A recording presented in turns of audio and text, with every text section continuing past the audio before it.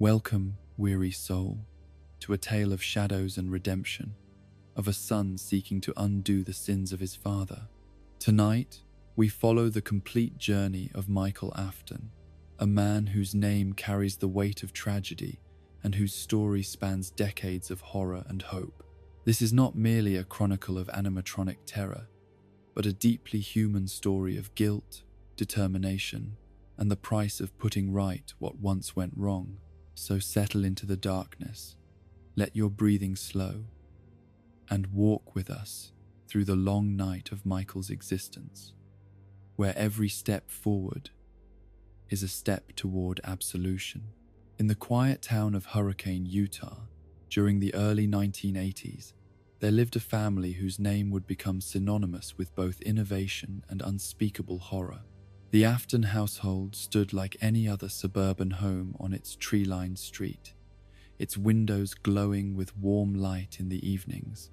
its driveway hosting birthday parties and neighborhood gatherings that spoke of normalcy and the American dream realized. Yet within those walls,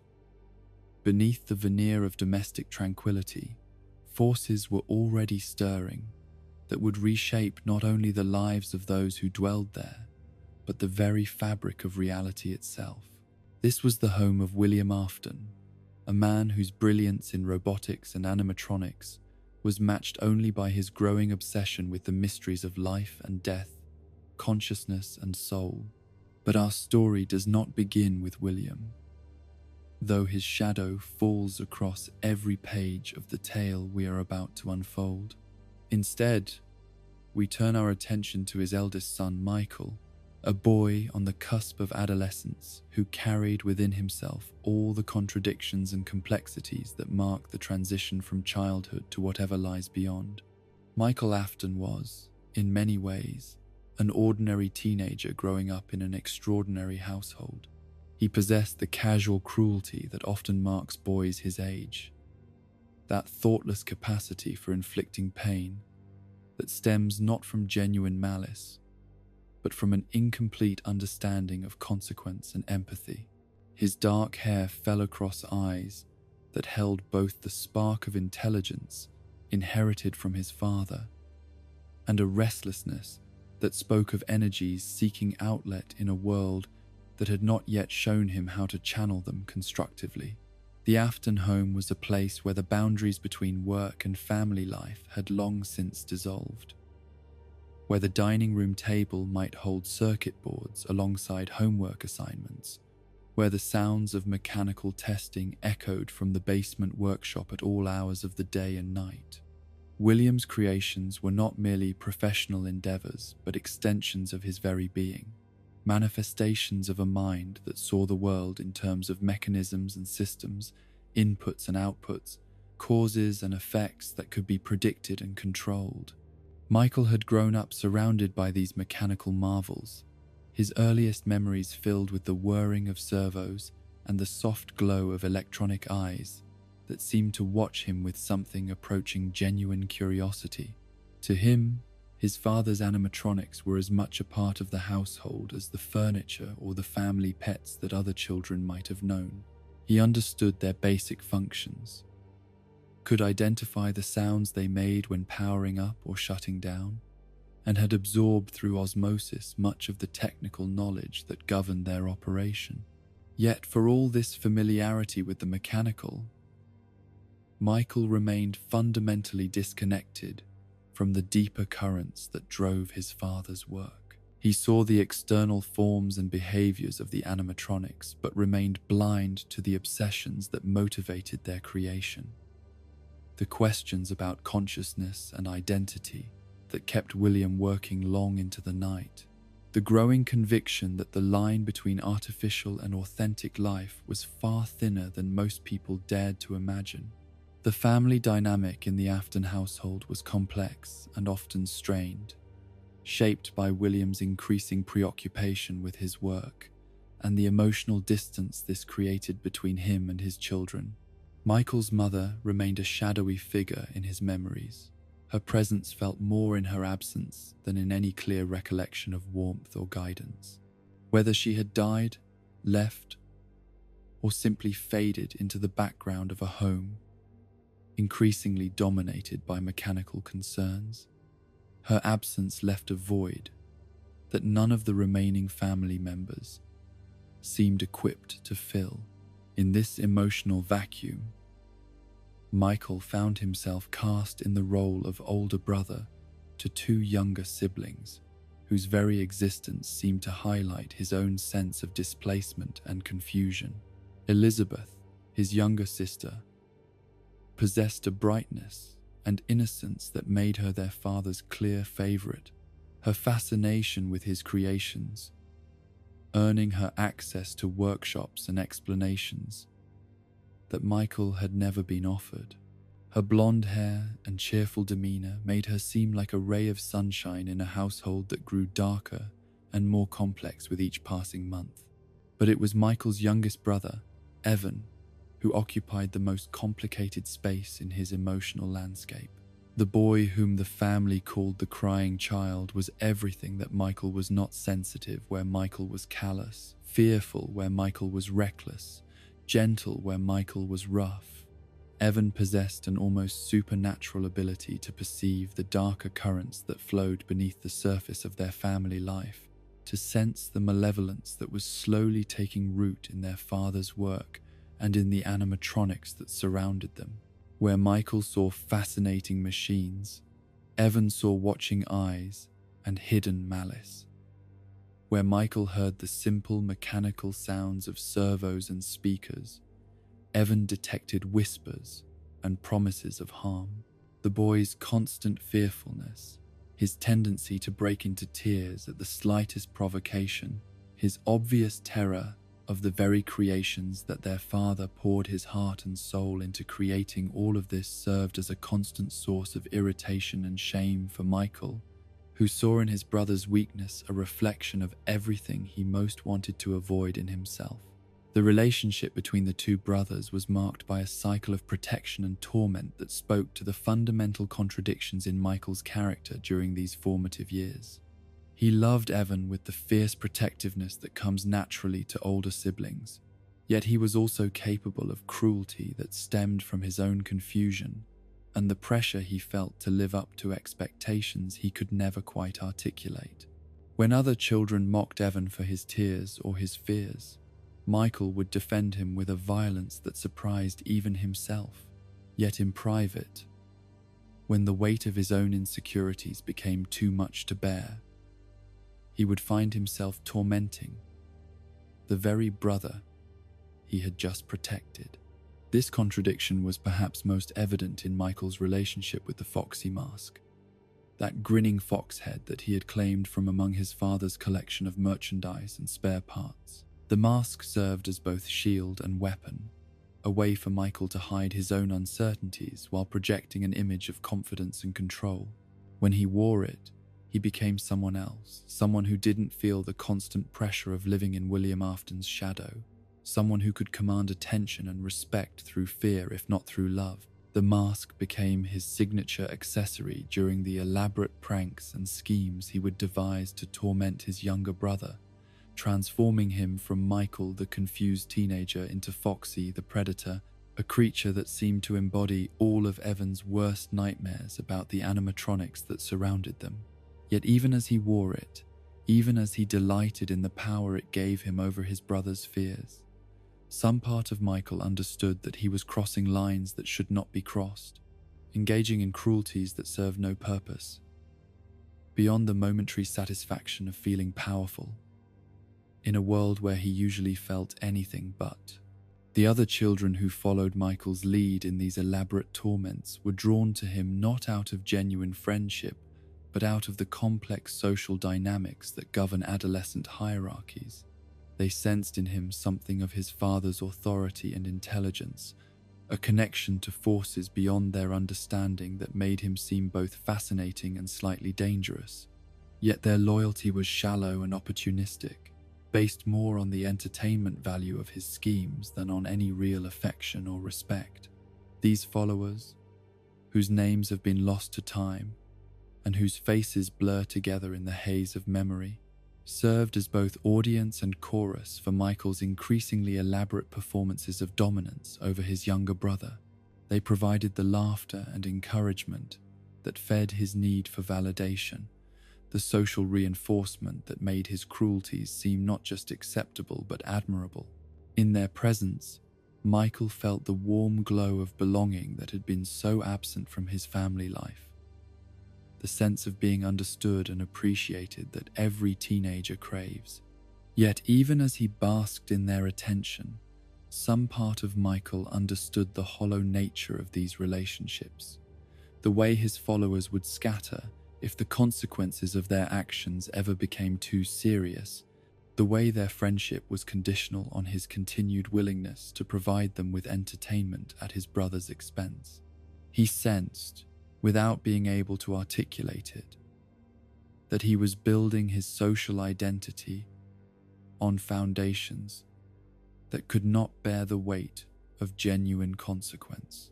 The daily rhythm of life in the Afton household during these crucial years was marked by an increasing sense of tension and foreboding that seemed to emanate from William himself. The father and inventor had always been a figure of authority and distance,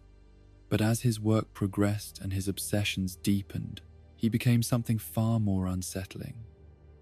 A presence that filled the house with an undercurrent of barely controlled energy, as if he were a machine himself that had been wound too tightly and might spring apart at any moment. William's conversations with his children became increasingly abstract and philosophical, filled with questions about consciousness and identity that seemed far too complex for their young minds to grasp. He would ask them to consider whether a perfect imitation of life could be distinguished from life itself, whether memories and personality could exist independently of the flesh that originally housed them, whether love and fear and joy were anything more than patterns of electrical activity that could be reproduced in silicon and steel. These conversations left Michael feeling simultaneously intrigued and disturbed, as if his father were sharing secrets that were not meant for human understanding. He began to sense that William's work was moving in directions that went far beyond simple entertainment and automation, that the animatronics being created in their basement workshop were intended for purposes that their creator had not fully explained to anyone, perhaps not even to himself. The family's frequent visits to Fredbear's family diner served as both escape and intensification of these domestic tensions. The restaurant represented William's public face, his acceptable presentation to the world of Hurricane as a successful businessman and innovator whose creations brought joy to children and families throughout the community. Here, surrounded by the cheerful chaos of birthday parties and family celebrations, the darker currents of his obsessions could remain hidden beneath layers of manufactured happiness and commercial success. Yet for Michael, these visits were complicated affairs that highlighted all of his internal contradictions and conflicts. He was old enough to see through the artificiality of the restaurant's enforced cheerfulness, to recognize the mechanical nature of interactions that were designed to simulate genuine warmth and affection. The animatronics that performed on stage, Fredbear and Spring Bonnie with their wide grins and programmed personalities, struck him as hollow parodies of real emotion, creatures that offered the appearance of life without any of its genuine substance. At the same time, he couldn't deny the effectiveness of these mechanical performers, the way they could capture and hold the attention of younger children, the genuine delight they seemed to inspire in audiences who were willing to suspend their disbelief and accept the illusion being offered to them. Elizabeth would clap and laugh at their performances with unfeigned enthusiasm, while even adults seemed to find something charming in their predictable routines and cheerful demeanor. But it was Evan's reaction to the animatronics that troubled Michael most deeply and provided the foundation for the cruel games he would devise in the months leading up to that final, terrible birthday party. His younger brother's terror of the mechanical performers was so pure and absolute that it seemed almost supernatural in its intensity, as if Evan could perceive something in them that remained hidden from everyone else's senses. The boy would freeze when Fredbear appeared on stage, his small body trembling with a fear that went far beyond anything that the cheerful bear's appearance or behavior could reasonably inspire. He would cling to Michael or Elizabeth with desperate strength,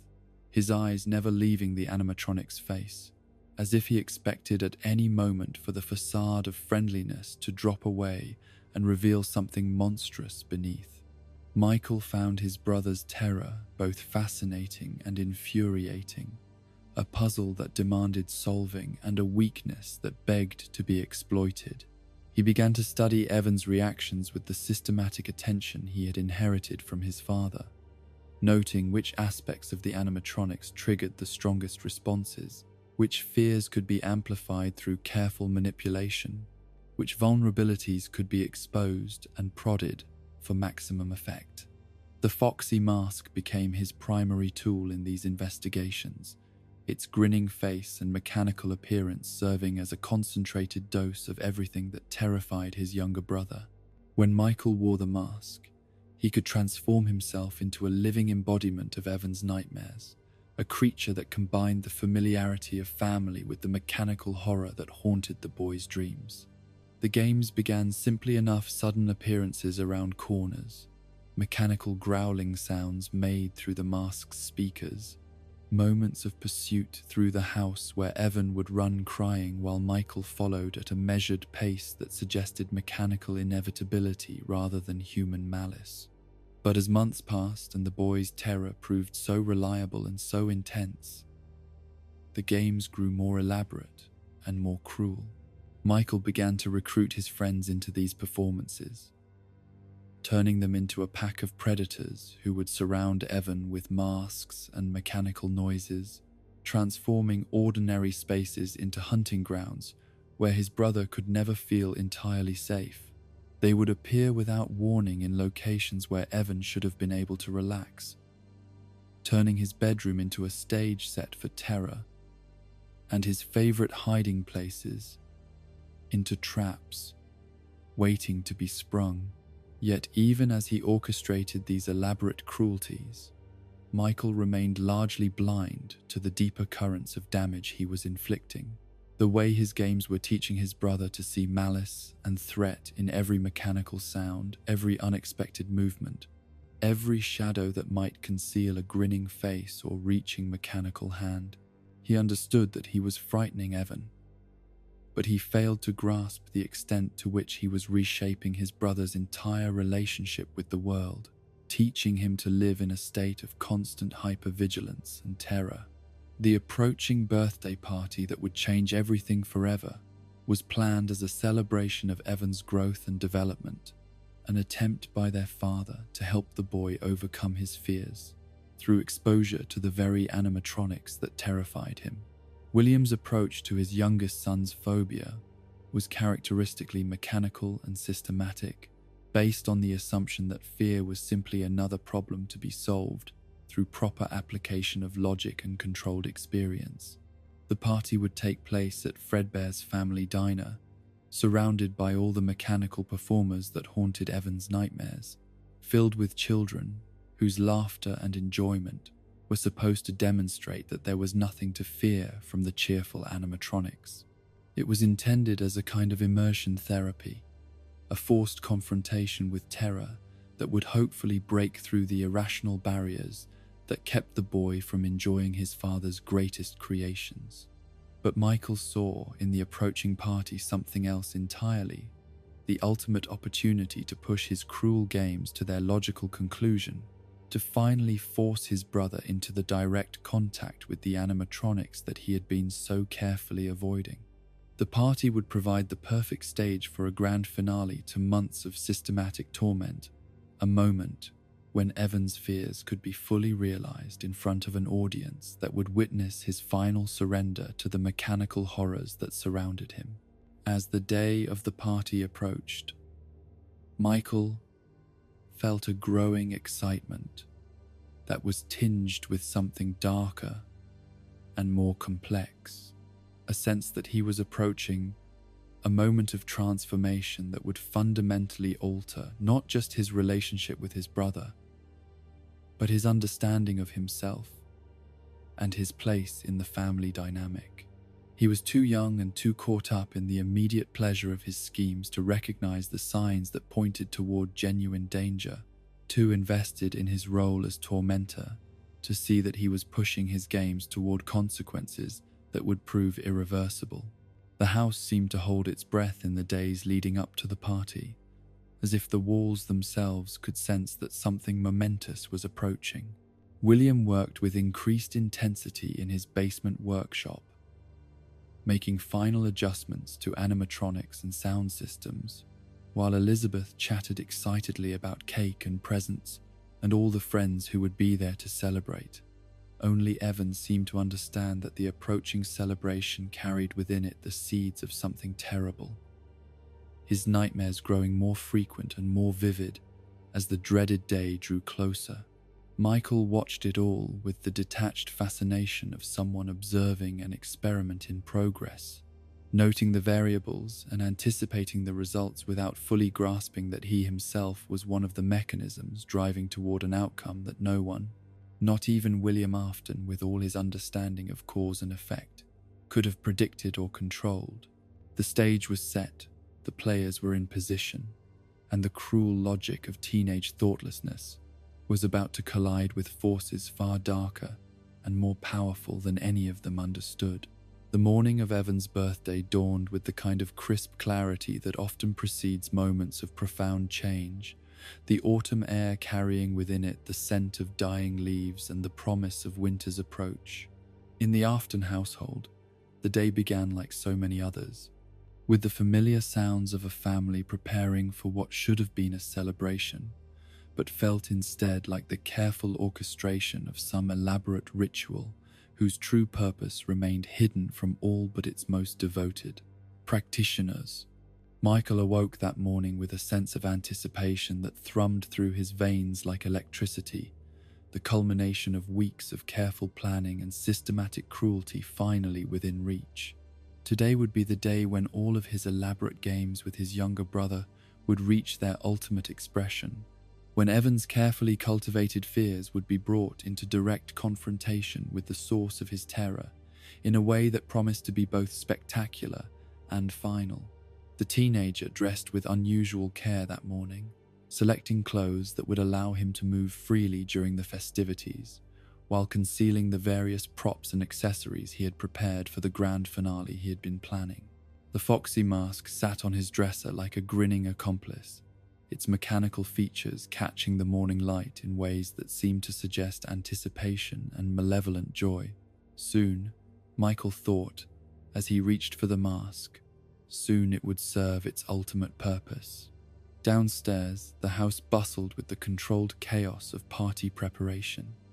though the atmosphere was marked more by nervous energy than genuine celebration. Elizabeth flitted from room to room with the boundless enthusiasm that only children can bring to such occasions, her blonde hair bouncing as she chatted about cake and games and all the wonderful surprises that awaited her younger brother. Her excitement was pure and uncomplicated, unmarred by any understanding of the darker currents that flowed beneath the surface of their family dynamics. William moved through the house with his characteristic precision and focus, checking and double-checking every detail of the arrangements he had made for the party at Fredbear's family diner. His approach to the celebration was methodical and systematic, treating it less as a birthday party than as a carefully controlled experiment designed to help his youngest son overcome the irrational fears that had plagued him for so long. Every element had been planned to demonstrate the harmless nature of his animatronic creations, to prove through direct experience that there was nothing to fear from the mechanical marvels that brought joy to so many other children. But it was Evan himself who provided the most telling indicator of what the day held in store, his small form huddled in the corner of the living room like a condemned man awaiting execution. The boy had barely slept the night before, his dreams haunted by visions of mechanical jaws and electronic eyes that seemed to peer directly into his soul. He clutched his beloved plush Fredbear with desperate intensity, as if the stuffed toy could provide some protection against the horrors that awaited him at his own birthday celebration. Michael observed his brother's obvious distress with the detached fascination of a scientist studying a particularly interesting specimen, noting the way the boy's hands trembled as he held his plush companion, the way his eyes darted constantly toward the windows and doors, as if expecting mechanical predators to appear at any moment. This was perfect, Michael thought to himself. His brother was already primed for maximum terror, already stretched to the breaking point by anticipation and dread. The actual party would simply be the final push needed to achieve complete psychological capitulation. The friends Michael had recruited for his grand finale began arriving at the house in the early afternoon, their faces hidden behind masks that transformed them into grotesque parodies of the animatronic performers they were meant to represent. They wore the heads of Freddy, Bonnie, and Chica, their teenage bodies moving with the awkward enthusiasm of young people, caught up in what they believed to be an elaborate prank, rather than something with genuinely devastating consequences. These followers had been carefully chosen for their willingness to participate in Michael's schemes without asking too many questions about their ultimate purpose or moral implications. They were the kind of teenagers who found genuine amusement in the suffering of those weaker than themselves, who saw cruelty as a form of entertainment rather than a moral failing. Their loyalty to Michael was based not on genuine friendship, but on the social capital that came from association with someone whose father owned the most popular entertainment venue in town. As they gathered in the Afton living room, their masked faces creating a scene that might have been lifted from Evan's worst nightmares, Michael felt a surge of power and control that he had never experienced before. Here was his army, his instruments of psychological warfare, ready to follow his commands in the execution of a plan that would finally establish his dominance over his younger brother once and for all. The fact that Evan was already cowering in the corner, whimpering at the sight of the masks, only served to confirm that Michael's strategy was sound and his victory inevitable. William observed this gathering of masked teenagers with a mixture of approval and concern, recognizing in their performance a kind of immersive theater that might indeed help Evan overcome his irrational fears, while also sensing undercurrents of genuine malice that went beyond mere playful teasing. His analytical mind catalogued the dynamics at work in the room, noting the way Michael had positioned himself as the leader of this grotesque chorus, the way the other boys deferred to his authority, the way Evan seemed to shrink into himself with each passing moment. Yet even William, for all his intelligence and understanding of human psychology, failed to recognize the true scope of what was unfolding before him. He saw elaborate theater where he should have seen genuine cruelty, interpreted systematic torment as misguided but ultimately harmless boyish prank. His focus remained fixed on the technical aspects of the afternoon's planned activities, the mechanical and logistical challenges of hosting a successful party at Fredbear's family diner, rather than the emotional and psychological warfare being waged in his own living room. The journey to the restaurant took place in a convoy of cars filled with children whose excitement seemed to increase in inverse proportion to Evan's growing terror. Michael rode in the same vehicle as his younger brother, the foxy mask perched on his lap like a faithful pet, his eyes fixed on Evan's pale face with the intensity of a predator studying its prey. He made small movements with the mask throughout the journey, subtle gestures that caught Evan's attention and sent fresh waves of fear coursing through the boy's already overloaded nervous system. The other children chattered and laughed, with the careless enthusiasm of those who had no understanding of the deeper currents at work in their midst. Their conversation filled with speculation about cake and presents, and all the wonderful entertainment that awaited them at the party. They saw Evan's obvious distress, but interpreted it as nothing more than typical birthday nerves, the kind of stage fright that many children experience when faced with being the center of attention at a large gathering. Fredbear's family diner on that fateful afternoon was a study in contrasts. Its cheerful exterior and carefully maintained atmosphere of family-friendly entertainment,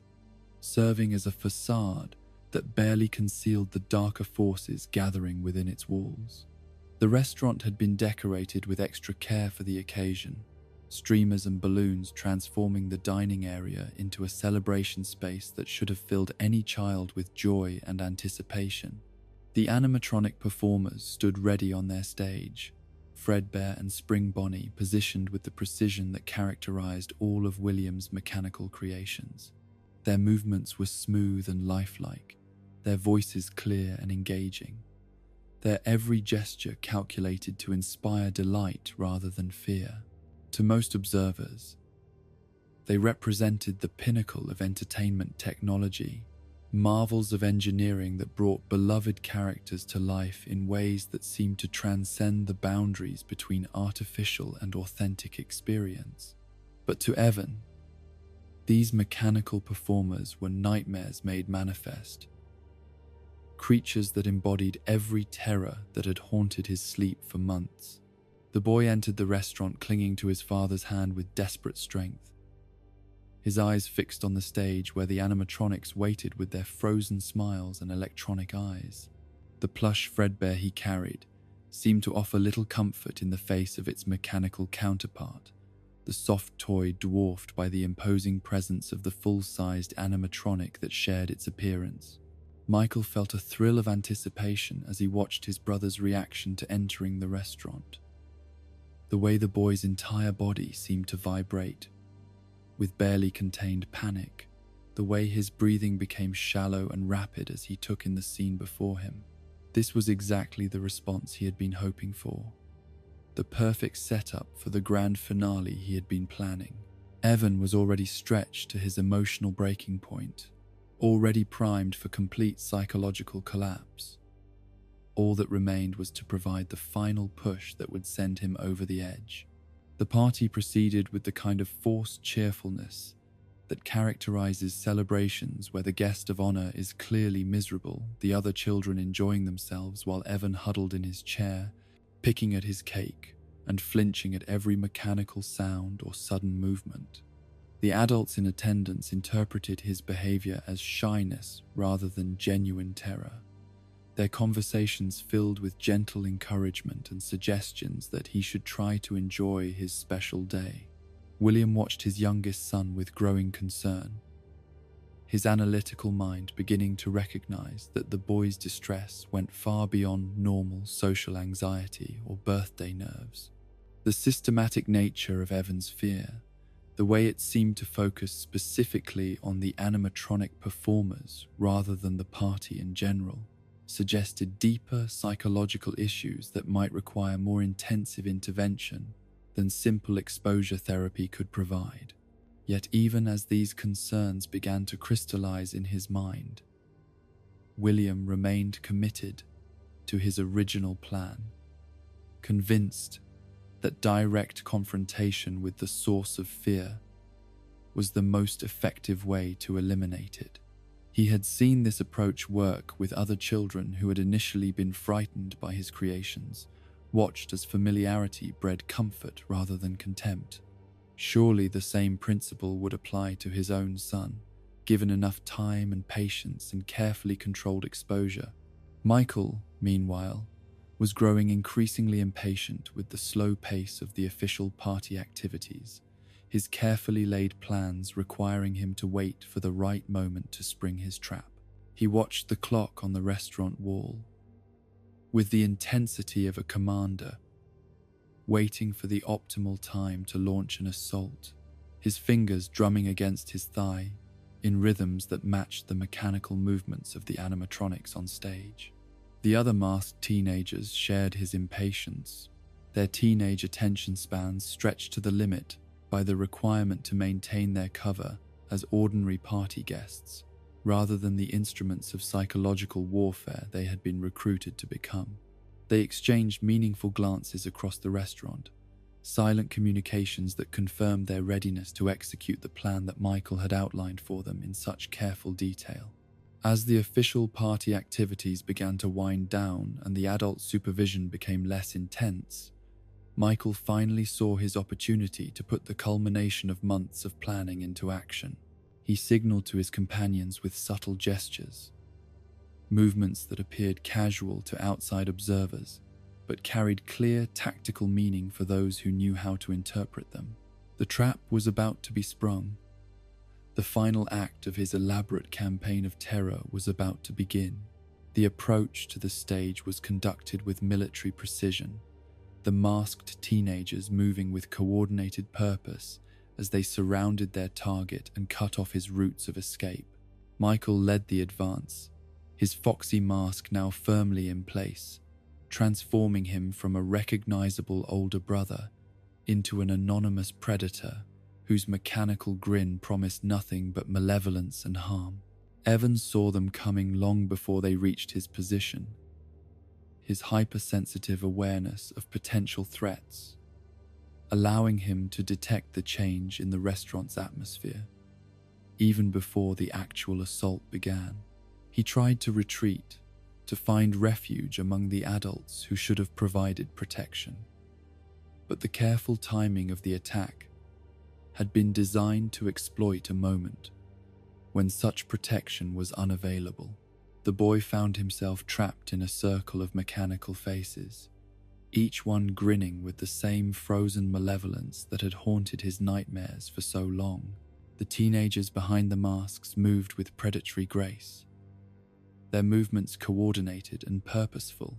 as they began to close the distance between themselves and their terrified victim. This was the moment Michael had been building toward for months, the culmination of every cruel game and elaborate torment he had devised. The chant began as a whisper, barely audible above the ambient noise of the restaurant, but it grew in volume and intensity as the masked figures drew closer to their prey. The words were simple and devastating in their implications, a promise of direct confrontation with the very source of Evan's deepest fears. They were going to give him to Fredbear, to force him into the mechanical embrace he had spent his young life trying to avoid. Evan's protests and pleas fell on deaf ears, his desperate attempts to escape blocked by the careful positioning of his tormentors. The other party guests, caught up in their own conversations and activities, failed to recognize the transition from playful interaction to genuine assault, interpreting the boy's obvious distress as part of some elaborate game rather than a cry for help. Michael felt a surge of power and satisfaction as he watched his brother's complete helplessness. The way the boy's legendary fearfulness had made him incapable of mounting any effective resistance to their attack. This was exactly what he had hoped for. The total capitulation of someone who had always seemed to exist in a state of weakness and vulnerability that offended Michael's sense of how the world should work. The physical act of lifting Evan from the floor required the combined efforts of all four teenagers, the boy's struggling and desperate attempts at escape making him difficult to handle despite his small size. They carried him toward the stage with the ceremonial solemnity of priests conducting some ancient ritual, their mechanical faces showing no mercy or hesitation as they approached the moment that would serve as the climax of their elaborate performance. Fredbear waited on the stage with the patient stillness that characterized all of William's animatronic creations when they were not actively performing, his massive mechanical form towering over the approaching group like some prehistoric monument to entertainment and joy. The animatronic's jaw was slightly open, revealing the mechanical workings within that allowed him to speak and sing for the delight of children throughout the community. Michael looked up at the towering mechanical bear and felt a moment of hesitation that caught him completely by surprise. A flicker of awareness that what they were about to do crossed a line from cruel prank into something potentially dangerous. The animatronic's size and mass, which had always seemed reassuring and impressive from a distance, appeared suddenly threatening when viewed from the perspective of someone about to place his small brother within its mechanical reach. But the momentum of months of planning and the expectations of his followers proved stronger than this momentary doubt. The social dynamics that had brought them to this point demanding completion regardless of any last-minute concerns about safety or consequences.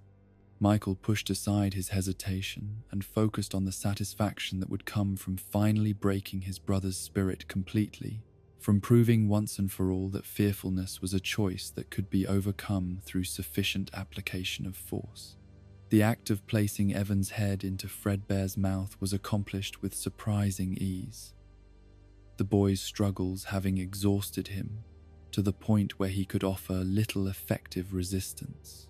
The mechanical jaws that had been designed to move with gentle, child-safe precision suddenly seemed vast and threatening, a portal into a mechanical underworld, where human flesh would always be secondary to the demands of gears and servos. For a moment that stretched like an eternity, nothing happened. Evan hung suspended in the mechanical grasp of his deepest nightmare, his tears streaming down his face as he experienced the ultimate realization of every terror that had haunted his young life. The animatronic remained still and silent, its programming requiring no response to the unusual situation that had been forced upon it. Michael felt a moment of anticlimax,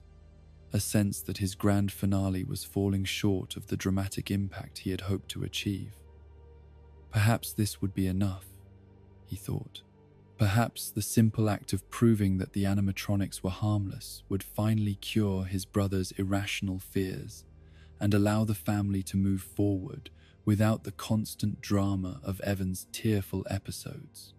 But then something went wrong in ways that no one could have predicted or prevented. The delicate balance between human flesh and mechanical precision,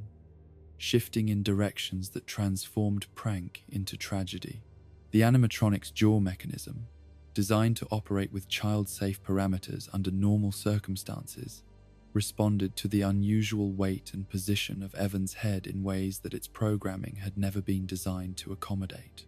The sound that filled the restaurant was unlike anything that had ever been heard within its cheerful walls. A mechanical grinding mixed with something far more organic and terrible that seemed to come from the collision between two fundamentally incompatible forms of existence. It was the sound of engineering failing, of safety protocols proving inadequate, of the moment when careful design met chaotic reality and found itself wanting. Michael felt the bottom drop out of his world as he realized what was happening. The casual cruelty of his prank transforming in an instant into something monstrous and irreversible. The foxy mask fell from his nerveless fingers as he reached toward his brother, desperate to somehow undo what had been set in motion, to take back the actions that had seemed so clever and justified only moments before. But it was too late for intervention or regret. Too late for the kind of brotherly protection that should have been offered months earlier, before the elaborate games and systematic torment had created the conditions that made this tragedy inevitable. The mechanical precision that William Afton had built into his creations had met human fragility in a way that no amount of engineering expertise could have anticipated or prevented. The restaurant erupted into chaos as adults finally recognized that something had gone catastrophically wrong, their delayed understanding of the situation, creating a pandemonium of screaming and desperate activity that seemed to come too late to matter. The cheerful atmosphere of the birthday party dissolved like morning mist, replaced by a horror that would haunt everyone present for the rest of their lives. Michael stood frozen in the center of the chaos, his mind unable to process the magnitude of what his actions had set in motion, the way months of cruel planning had led inexorably to this moment of absolute catastrophe. The brother he had tormented with such systematic dedication lay broken and still, the victim of a prank that had crossed the line from cruelty into something that defied description or forgiveness. The emergency response that followed seemed to unfold in slow motion. Paramedics and police officers moving through the restaurant with professional efficiency while struggling to comprehend the bizarre circumstances that had led to such a tragedy. The animatronic that had been the instrument of destruction stood silent and still, its mechanical systems shut down by safety protocols that had activated far too late to prevent the disaster they had been designed to avoid. William arrived at the scene to find his carefully ordered world transformed into something from his worst nightmares, his youngest son lying motionless, while his eldest stood nearby in a state of shock that seemed to go beyond normal human response to trauma. The genius who had spent his career creating wonders now found himself confronted with the ultimate failure of his engineering. The moment when the gap between his ambitions and reality had been bridged in blood. The days that followed passed in a blur of medical consultations and legal proceedings, investigations and interviews that seemed to circle around the central question of how such a thing could have happened in a place designed specifically for children's safety and enjoyment. The answers, when they came, proved inadequate to the magnitude of the tragedy. Technical explanations that could describe the mechanical failure without addressing the human choices that had created the conditions for disaster. Evan lingered in the hospital for days that stretched like years,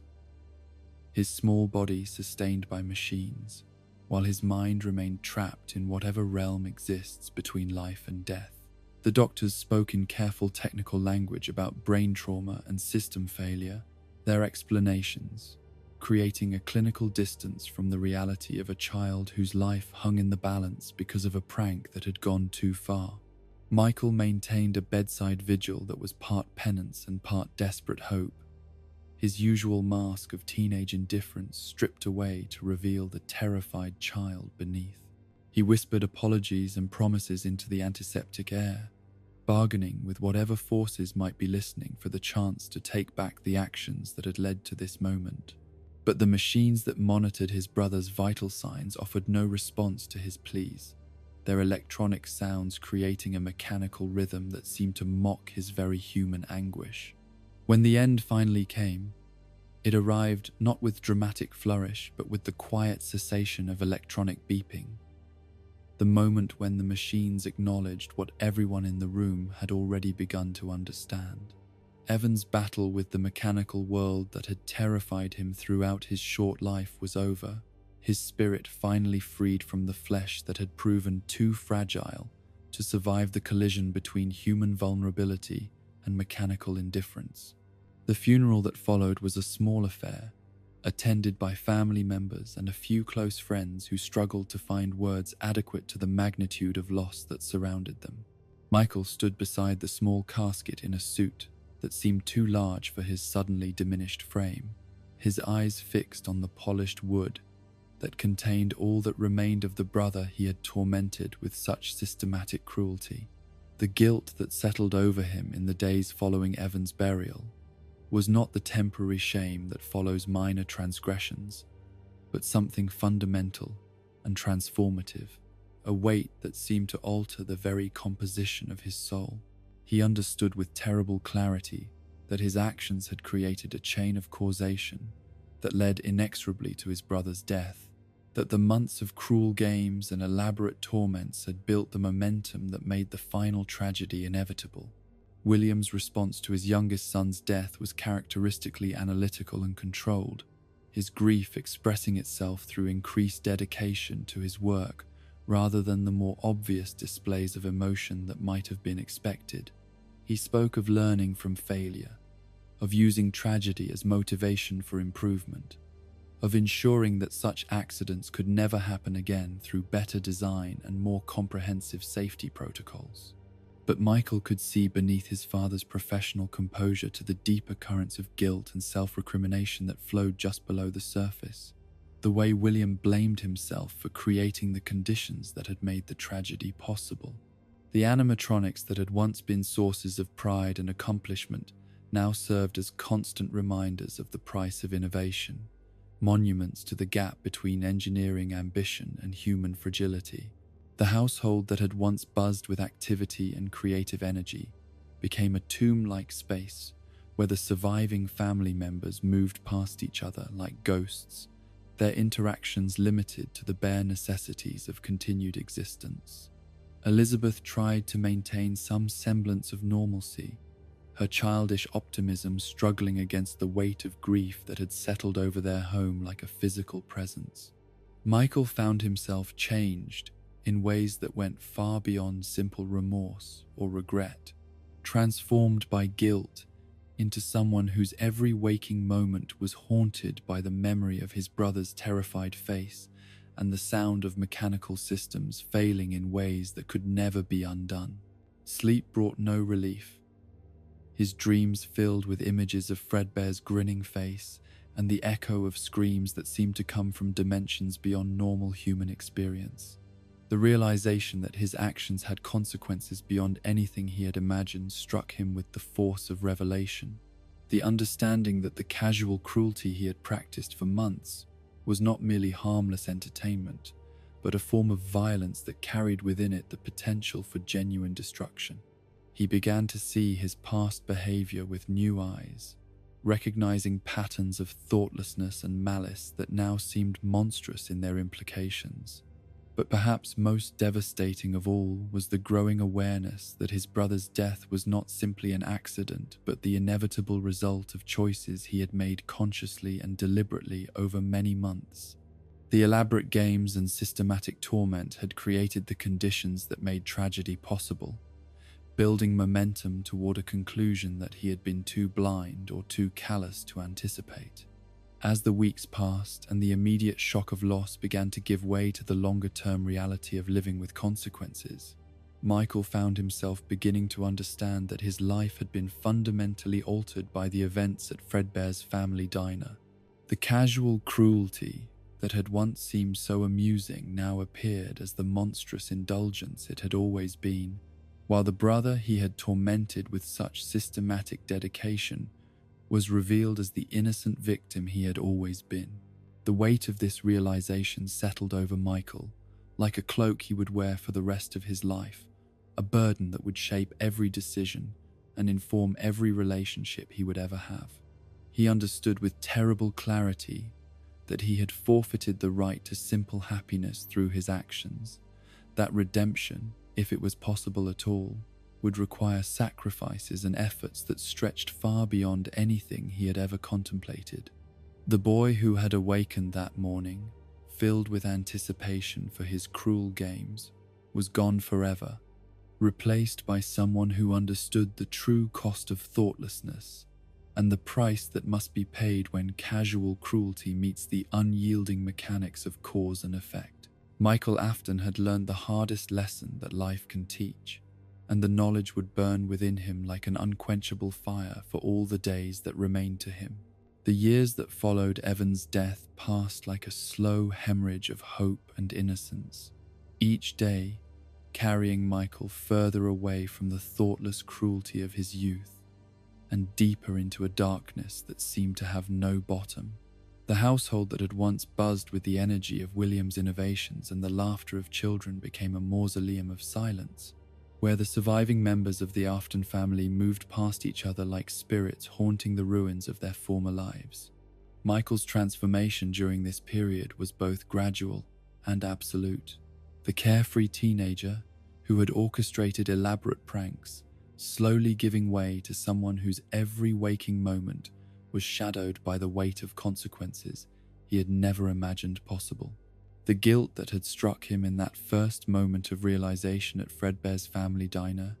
had not lessened with time, but had instead grown and deepened, becoming not merely an emotion but a fundamental alteration of his very being. He found himself unable to engage in the normal activities of adolescence, the social interactions and casual entertainments that occupied his peers, seeming hollow and meaningless in the face of what he had experienced.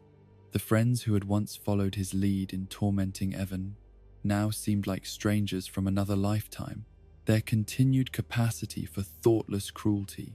serving as a mirror that reflected back the monster he had been but could never allow himself to become again. Sleep brought no refuge from his torment.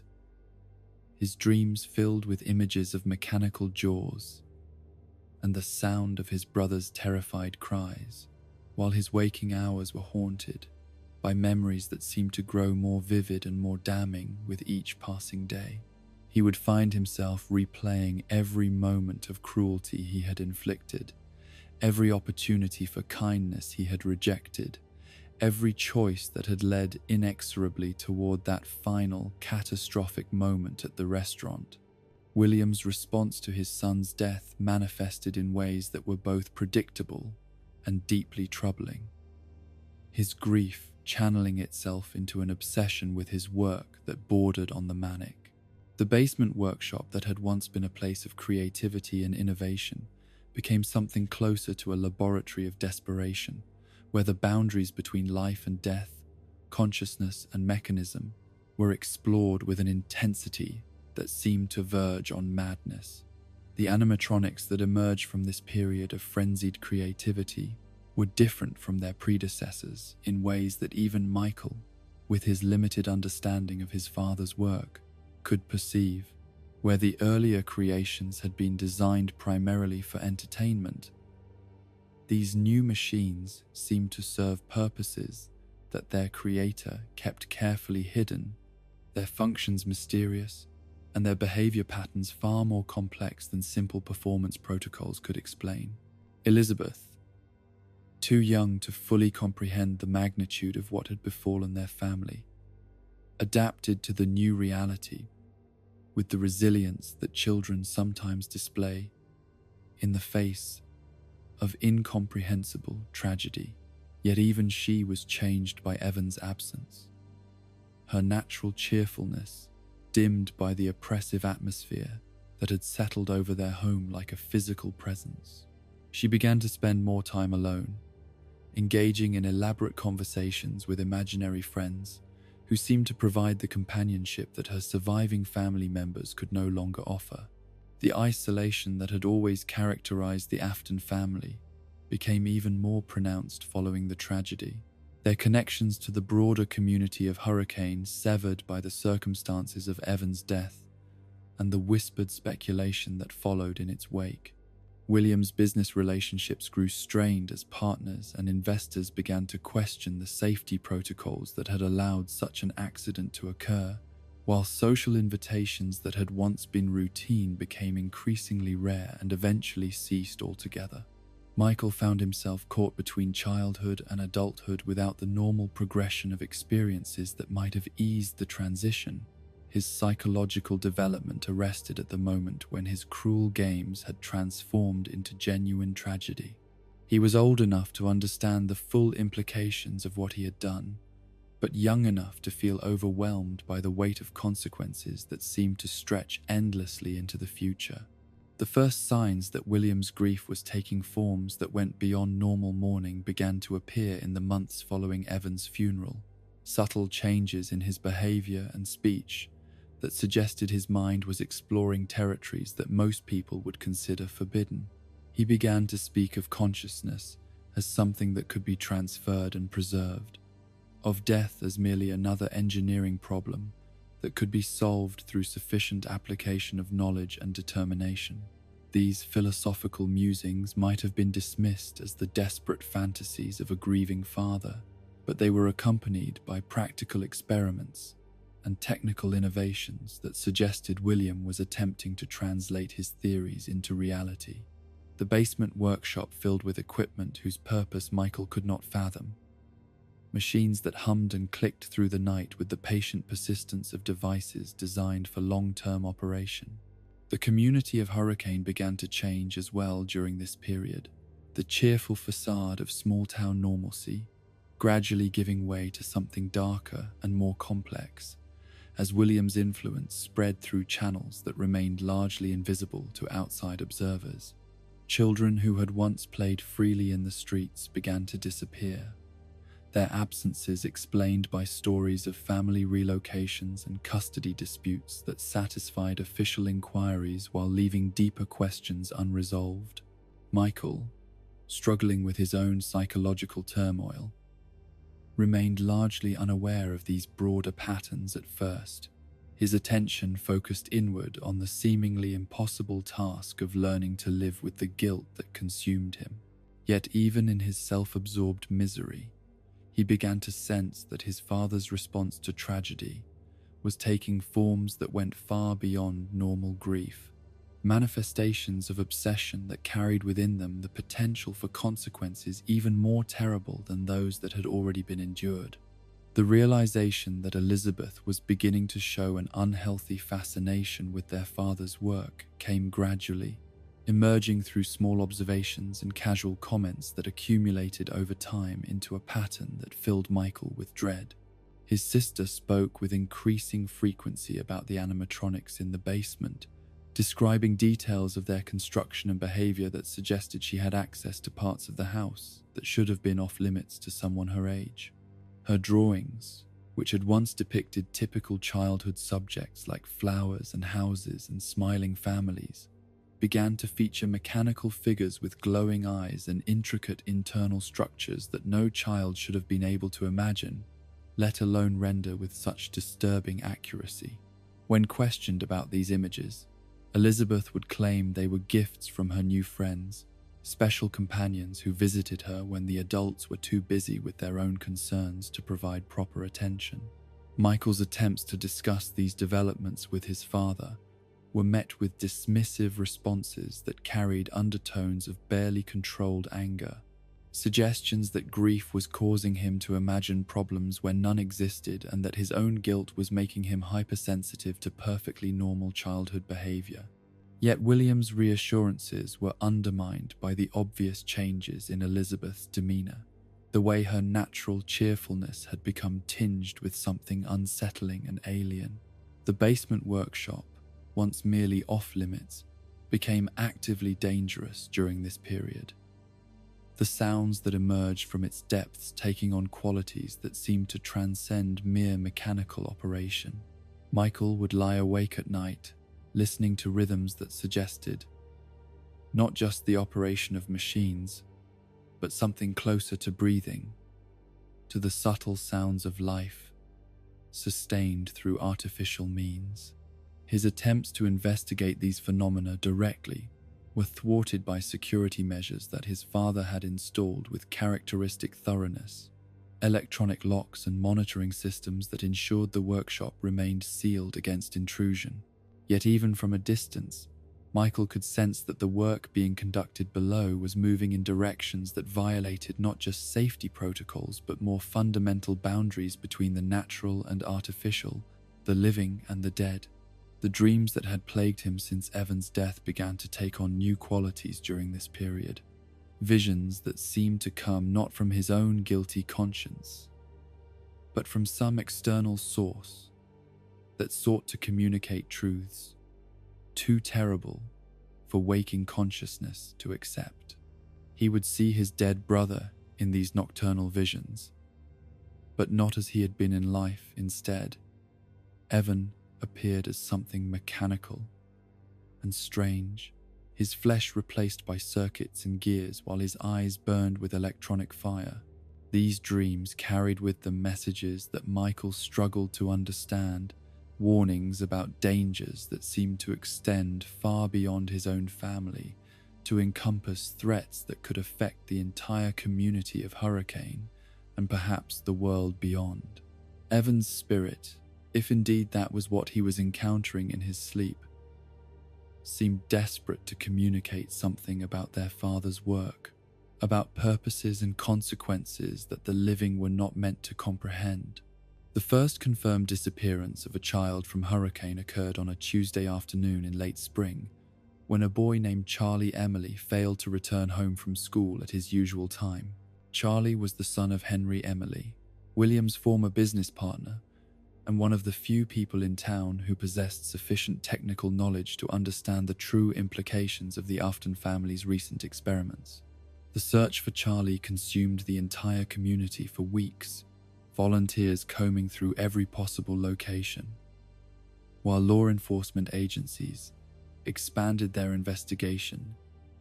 to encompass surrounding counties and neighboring states. Yet despite these exhaustive efforts, no trace of the missing child was ever found, his disappearance remaining a mystery that haunted Hurricane, like a wound that refused to heal. Michael watched his father's response to Charlie's disappearance with growing unease, noting the way William seemed almost relieved by the removal of Henry Emily from their social circle, the way he spoke of the tragedy as an inevitable consequence of living in an imperfect world, rather than a specific loss that demanded justice and resolution. There was something in William's demeanor during this period that suggested not just indifference to Charlie's fate, but active satisfaction with the way events had unfolded.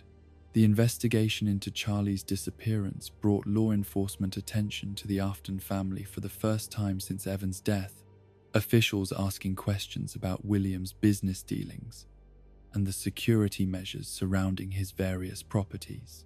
Yet, these inquiries seemed to focus on William as a potential witness rather than a suspect. His reputation as a grieving father and successful businessman providing protection against more serious scrutiny. Elizabeth's behavior became increasingly erratic during this period. Her conversations filled with references to friends and companions who seemed to exist only in her imagination, or perhaps in the mechanical depths of their father's workshop. She would speak of tea parties with special guests who told her wonderful stories about places where children could play forever, descriptions that carried undertones of something far darker than innocent childhood fantasy. Michael's attempts to protect his sister from whatever influences were shaping her, increasingly disturbed behavior,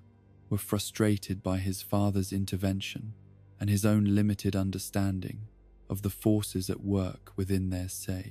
household. William dismissed his concerns as manifestations of trauma-induced paranoia, while simultaneously ensuring that Michael's access to Elizabeth was carefully monitored and controlled.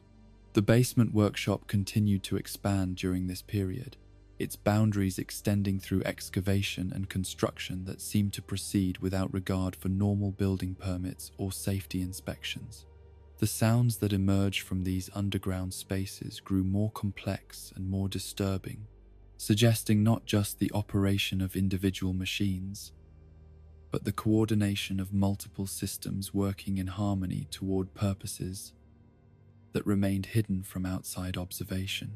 Michael began to suspect that his father's work had moved beyond simple animatronic construction into territories that violated fundamental laws of nature and morality, experiments that sought to bridge the gap between life and death through technological means that no sane person would contemplate. The evidence for these suspicions remained circumstantial and incomplete, but the pattern of observations and experiences was becoming too consistent to dismiss as paranoid fantasy. The second disappearance occurred less than 3 months after Charlie's vanishing, this time claiming a girl named Susie whose family had recently moved to Hurricane from a neighboring state. Susie's disappearance followed a pattern similar to Charlie's. She simply failed to return home from a routine activity, leaving no trace of her whereabouts or the circumstances that had led to her vanishing. The community's response to this second tragedy was more muted than their reaction to Charlie's disappearance, a psychological defense mechanism that allowed people to maintain their daily routines while avoiding direct confrontation with the possibility that Hurricane had become the hunting ground for something truly monstrous. Official statements spoke of isolated incidents and random misfortune, explanations that satisfied the need for normalcy while failing to address the darker patterns that were emerging. Michael's growing awareness of these disappearances was accompanied by an increasing sense of his own helplessness in the face of forces that seemed to operate beyond the reach of normal human intervention. He was still a teenager, legally and practically dependent on his father, with no independent resources or authority that would allow him to investigate his suspicions or protect potential victims. Yet even as he struggled with his own limitations,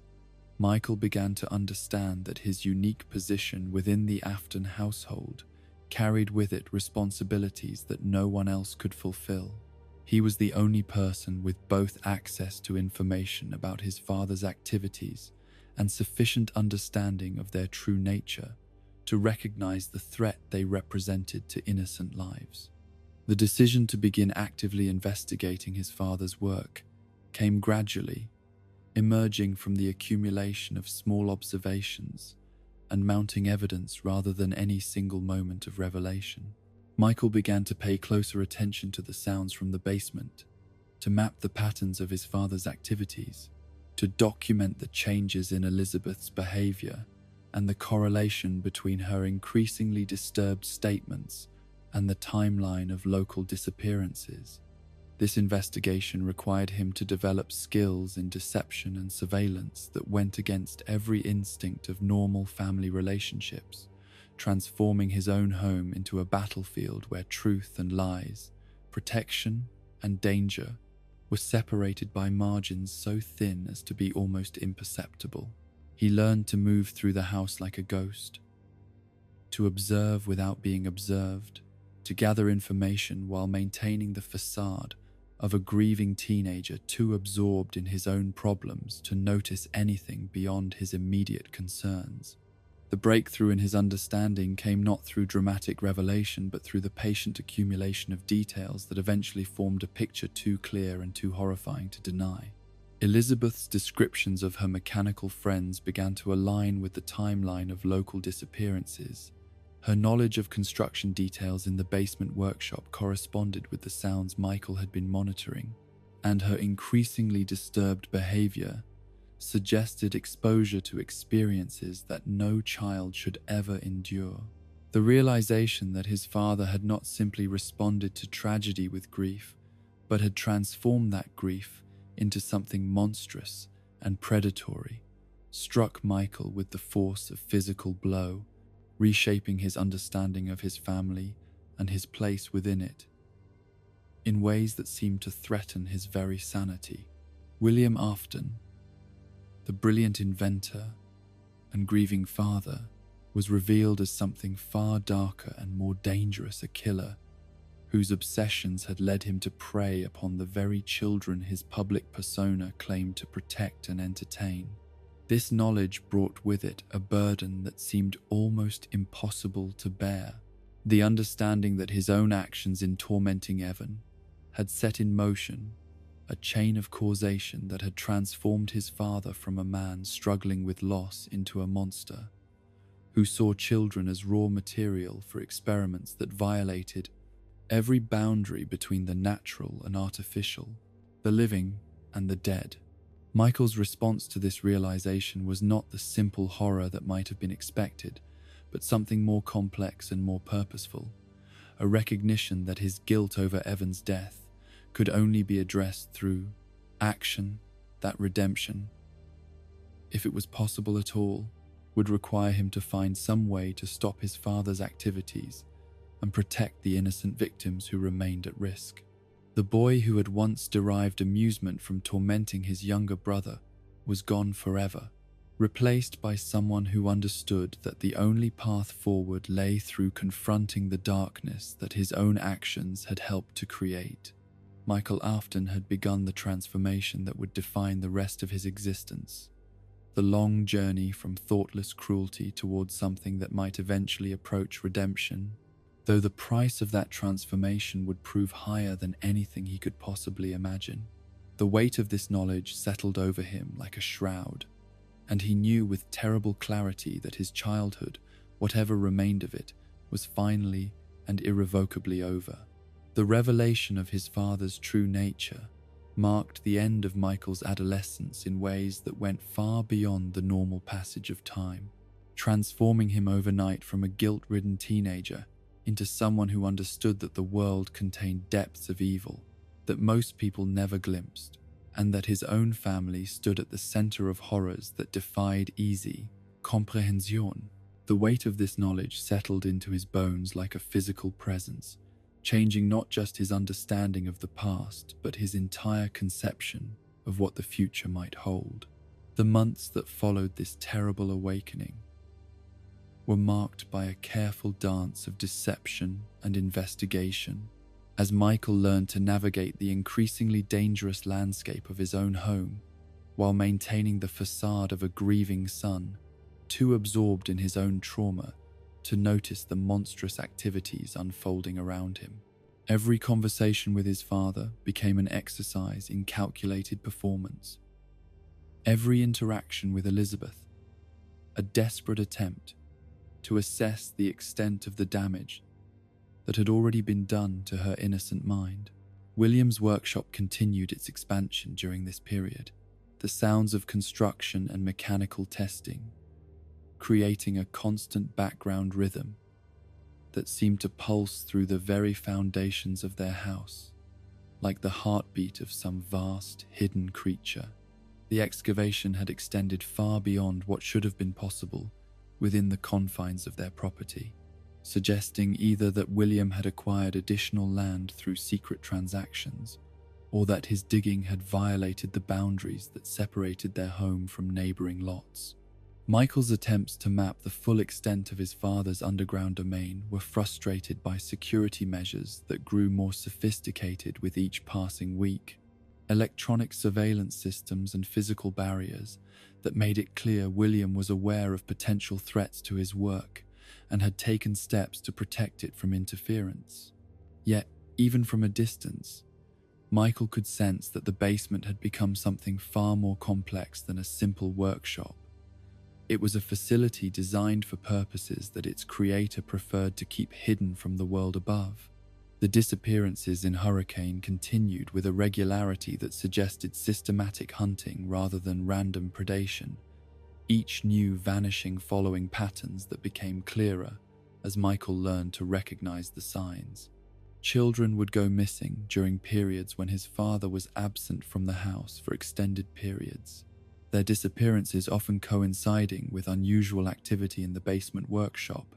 and changes in Elizabeth's behavior that suggested she had been exposed to new and disturbing experiences. The local authorities seemed powerless to address these mounting tragedies, their investigations hampered by a lack of physical evidence and the absence of witnesses who could provide meaningful information about the circumstances surrounding each disappearance. The families of the missing children existed in a state of perpetual anguish, their lives suspended between hope and despair as they waited for news that never came and answers that seemed to recede further with each passing day. Michael watched these developments with a growing sense of urgency and helplessness, understanding that he possessed crucial information about the source of Hurricane's troubles while lacking the authority or resources necessary to act upon his knowledge. He was trapped in a position that afforded him unique insights into the horror unfolding around him, while denying him any effective means of intervention or prevention. The transformation in Elizabeth during this period was perhaps the most heartbreaking aspect of Michael's daily existence, as he witnessed his sister's natural innocence slowly giving way to something darker and more complex under the influence of whatever forces had claimed her in the depths of their father's workshop. Her conversations grew increasingly disturbed, filled with references to special friends who taught her important lessons about the nature of life and death, consciousness and mechanical existence. She began to display knowledge that no child her age should have possessed, speaking casually about anatomical details and engineering principles that suggested exposure to experiences far beyond the scope of normal childhood development. Her artwork, once filled with typical childish representations of family and happiness, became dominated by mechanical figures whose internal structures were rendered with disturbing accuracy and whose eyes seemed to burn with malevolent intelligence. Michael's attempts to protect Elizabeth from whatever influences were shaping her increasingly disturbed worldview were met with interference from William, who seemed to view any concern about his daughter's welfare as a threat to his larger projects. The few opportunities Michael had to speak with Elizabeth privately revealed a child who had been fundamentally altered by her exposure to her father's work, her natural empathy and compassion gradually being replaced by a mechanical understanding of human relationships that treated people as components in larger systems rather than individuals deserving of love and respect. The realization that Elizabeth was not merely witnessing her father's experiments, but was being systematically prepared to play a role in them, struck Michael with the force of revelation, reshaping his understanding of William's long-term objectives in ways that filled him with horror and desperation. His father was not simply killing children to satisfy some twisted psychological need, but was engaged in a project of far greater scope and ambition, one that required the corruption of innocence and the transformation of love into something monstrous and unrecognizable. The basement workshop had become a laboratory where the boundaries between life and death, human and machine, were being systematically erased through experiments that violated every principle of natural law and moral decency. The sounds that emerged from its depths spoke not just of mechanical construction, but of processes that seemed to involve the preservation and manipulation of consciousness itself, the transformation of human experience into something that could be contained within artificial constructs and directed toward purposes that their original owners would never have chosen. Michael began to understand that his father's work represented not just individual acts of murder, but a comprehensive assault on the very nature of existence, an attempt to reshape reality according to principles that treated human life as raw material for projects whose ultimate objectives remained hidden even from those who implemented them. The children who had disappeared from Hurricane had not simply been killed, but had been transformed into something else entirely, their consciousness trapped within mechanical constructs that served William's larger vision while denying them any hope of peace or resolution. This understanding brought with it a sense of responsibility that seemed almost impossible to bear, the recognition that Michael alone possessed both the knowledge of what was happening and the potential access necessary to intervene in meaningful ways. Yet his youth and his legal dependence on William created barriers that seemed insurmountable, while his own guilt over Evan's death provided his father with psychological leverage that could be used to prevent or discredit any attempt at exposure or interference. The decision to begin actively working against his father's projects came gradually, emerging from the accumulation of evidence and the growing urgency of the situation, rather than any single moment of dramatic commitment. Michael understood that direct confrontation would be futile and potentially catastrophic, but he began to explore indirect approaches that might allow him to gather additional information while laying the groundwork for future intervention. His first step was to establish contact with Henry Emily, William's former business partner, whose son Charlie had been among the early victims of the disappearances plaguing Hurricane. Michael reasoned that Henry's technical knowledge and his personal investment in understanding what had happened to his child might make him a valuable ally in any effort to expose and stop William's activities. The approach to Henry required careful planning and execution, as Michael needed to communicate his concerns without revealing information that could be traced back to him, or that might prompt William to accelerate his timeline or take defensive measures that would make future intervention impossible. The initial contact was made through anonymous messages that provided just enough detail to establish credibility while avoiding specifics that could compromise Michael's position within the Afton household. Henry's response to these communications revealed a man who had suspected far more than he had been willing to admit publicly, someone whose own grief and technical expertise had led him to conclusions that paralleled Michael's growing understanding of the horror unfolding beneath Hurricane's surface.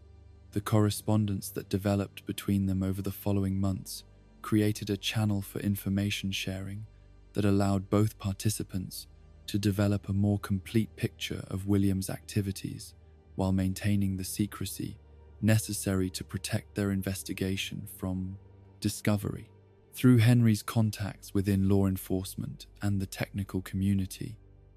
Michael began to understand that the disappearances in Hurricane were part of a larger pattern that extended beyond their immediate geographic area, suggesting that William's activities had expanded to encompass multiple locations and perhaps multiple collaborators. The scope of the conspiracy was far greater than Michael had initially imagined, involving networks of individuals and facilities that operated according to principles and objectives that remained largely hidden from outside observation. The revelation that other families had been affected by tragedies similar to those that had struck Hurricane provided Michael with both hope and despair. Hope that he was not alone in recognizing the threat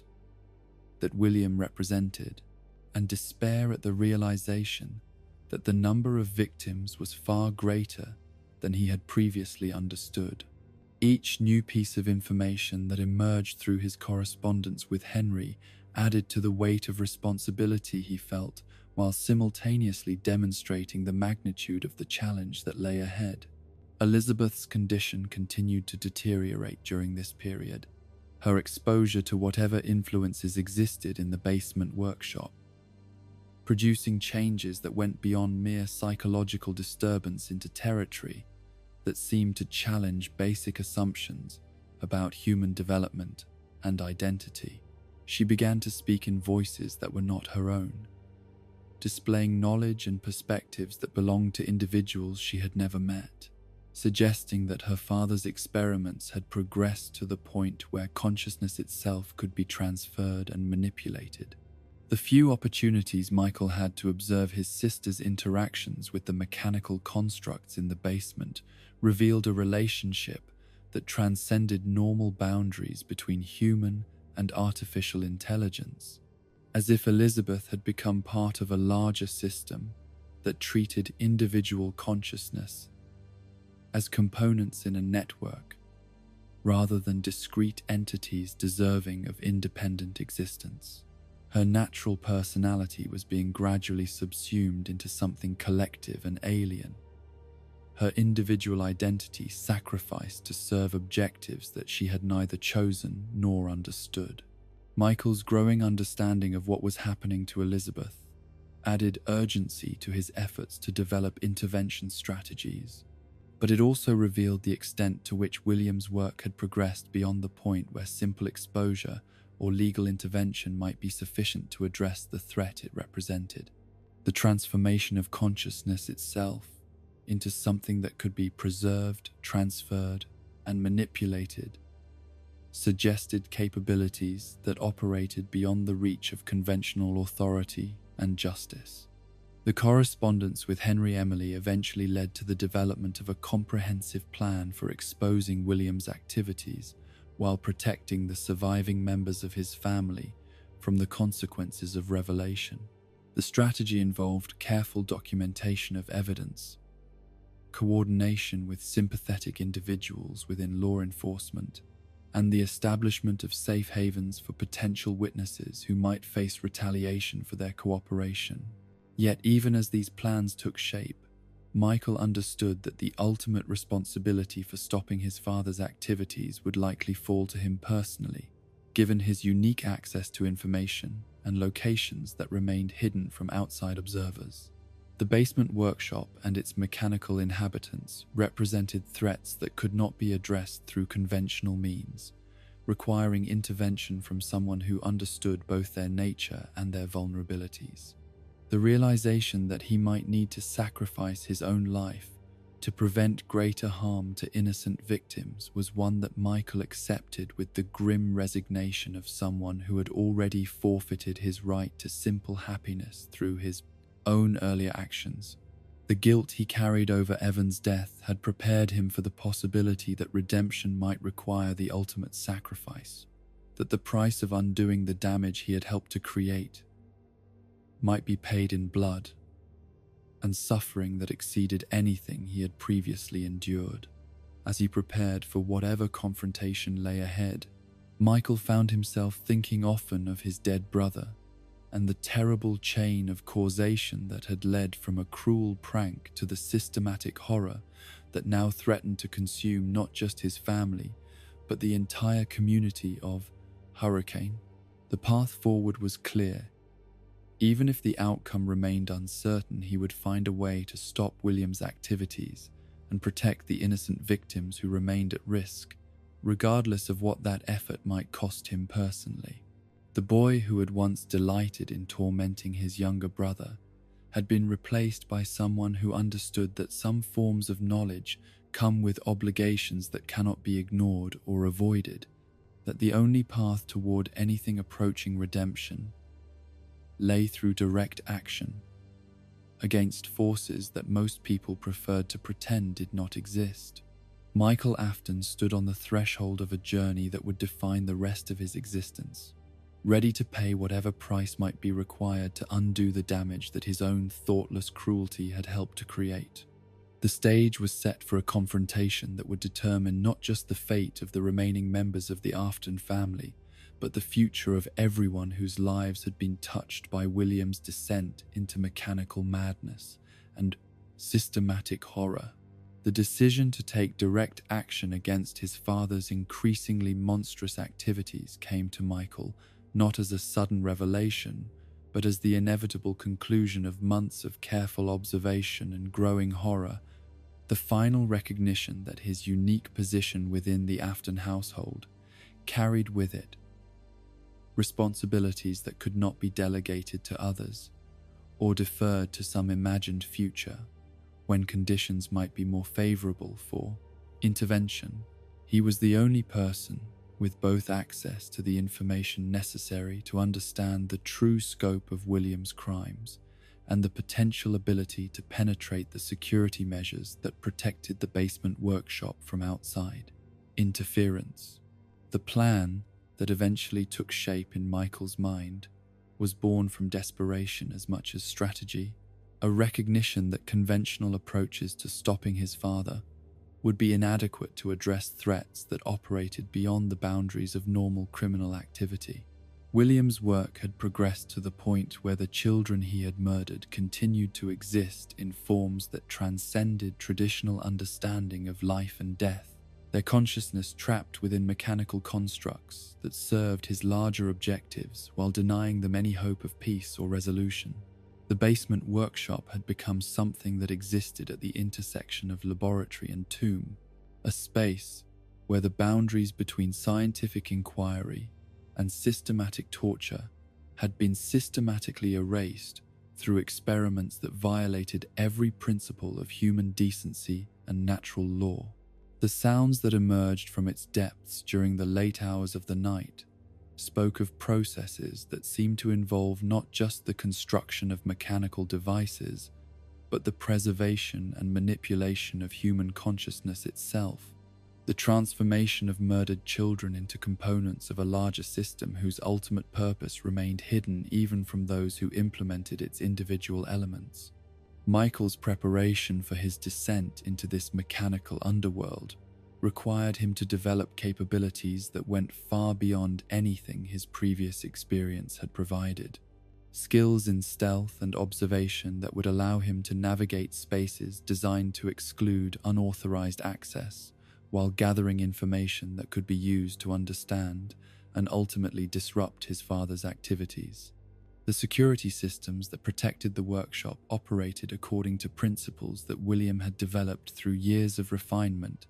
Electronic surveillance networks and physical barriers that made detection almost inevitable for anyone who lacked intimate knowledge of their operation. Yet Michael possessed advantages that no outside investigator could have matched. His years of living within the Afton household, having provided him with insights into his father's thinking and behavior patterns that allowed him to anticipate and avoid some of the defensive measures that would have trapped less familiar intruders. He understood the rhythms of William's work schedule,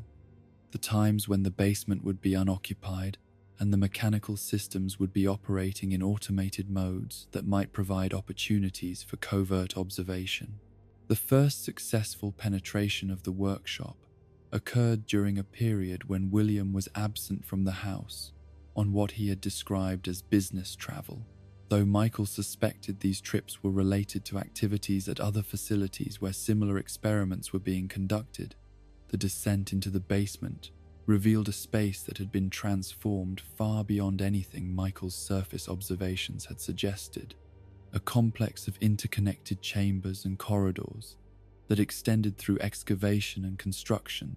that seemed to violate basic principles of structural engineering.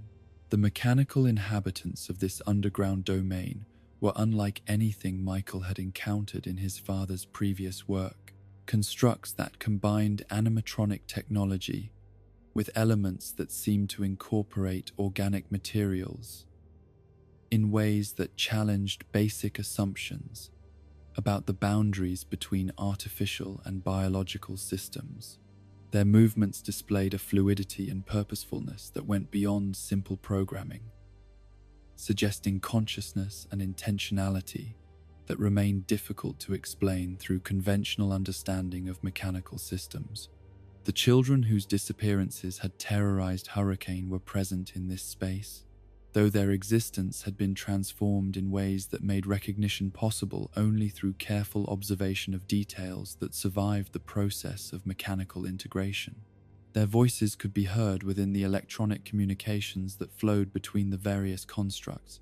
fragments of personality and memory that persisted despite their incorporation into systems designed to serve William's larger objectives rather than their own individual needs and desires.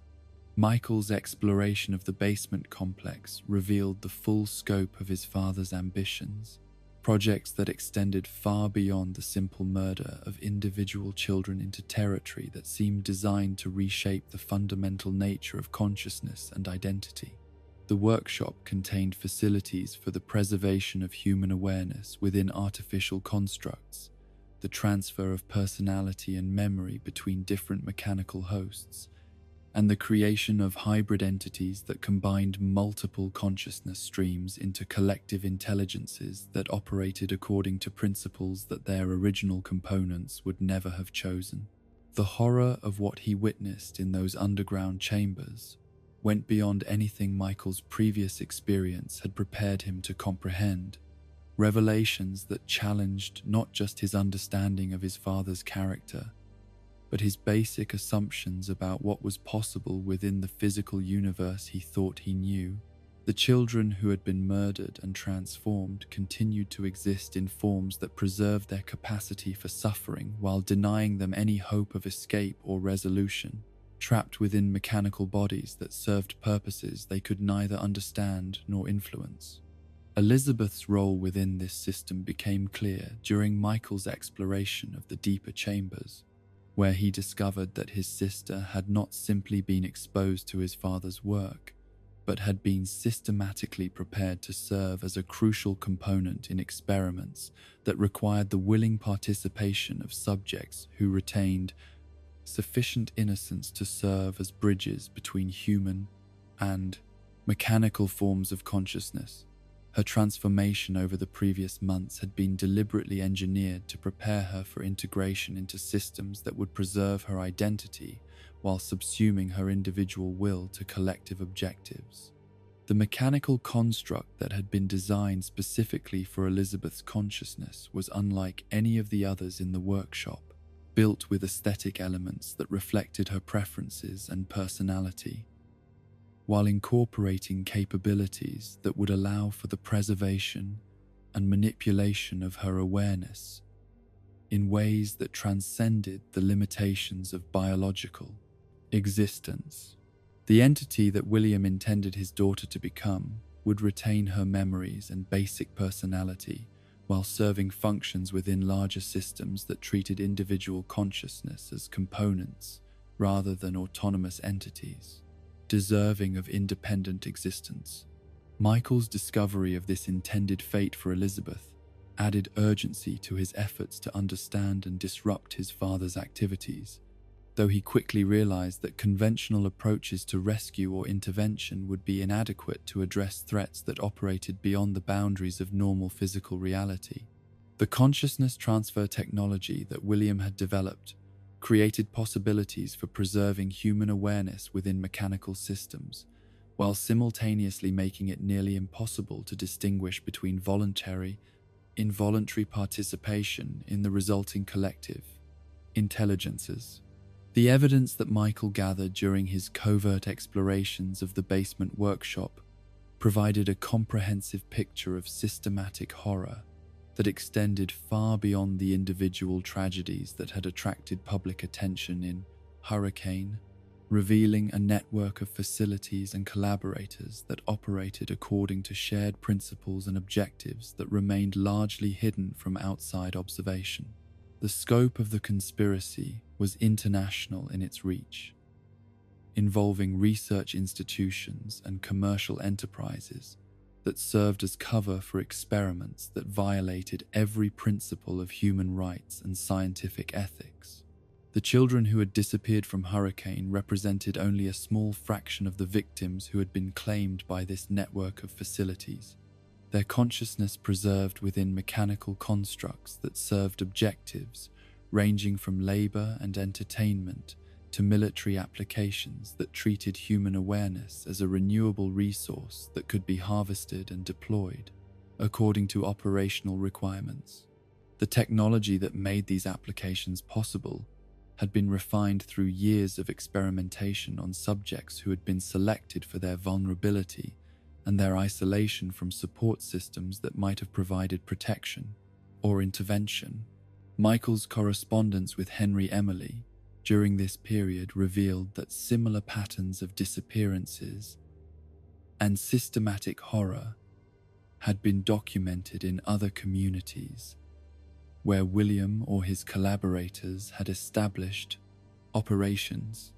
suggesting that the basement workshop beneath the Afton home represented only one node in a much larger network of facilities designed to advance research into consciousness, transfer, and mechanical integration. The implications of this discovery were staggering, indicating that the threat extended far beyond anything that could be addressed through local intervention or conventional legal processes. The realization that his father's work was part of a larger conspiracy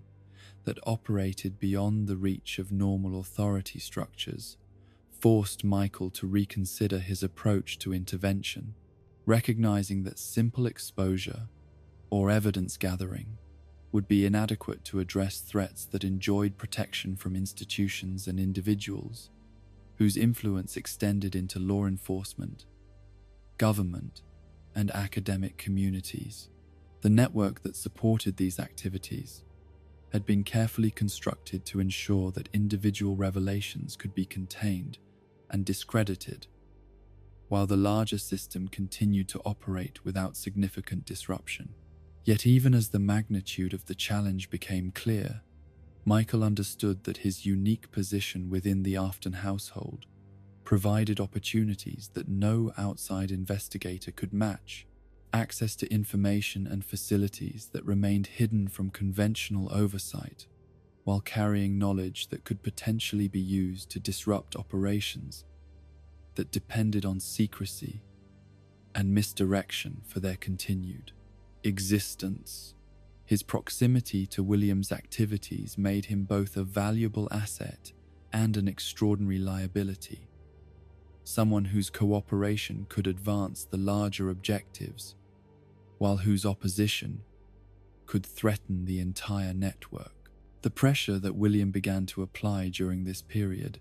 suggested that he had become aware of Michael's investigation and was attempting to secure his cooperation through a combination of threats and inducements that treated his patron, oldest son, as both potential ally and dangerous enemy. The conversations between father and son took on qualities that went beyond normal family dynamics into territory that resembled recruitment and interrogation, efforts to determine Michael's loyalties while evaluating his potential usefulness for projects that remained largely undefined. Elizabeth's condition continued to deteriorate during this period, her exposure to the mechanical entities in the basement producing changes that seemed to accelerate as her intended integration into William's systems approached. Her conversations became increasingly dominated by perspectives and voices that belonged to other individuals, suggesting that the consciousness transfer process had already begun in preliminary forms that allowed for limited communication between her awareness and the collective intelligences that inhabited the basement workshop. The few opportunities Michael had to speak privately with Elizabeth revealed a child who understood far more about her situation than her age and apparent innocence might have suggested. Someone who had been systematically prepared for transformation through processes that preserved her capacity for choice, while ensuring that the options available to her were limited to variations on the same ultimate outcome. Her acceptance of her intended fate reflected not genuine consent but the careful manipulation of a developing mind that had been shaped to see mechanical integration as natural and desirable rather than as the violation it represented.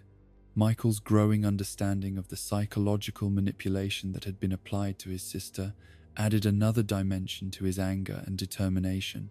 revealing the extent to which William's crimes extended beyond mere murder into territory that involved the systematic corruption of innocence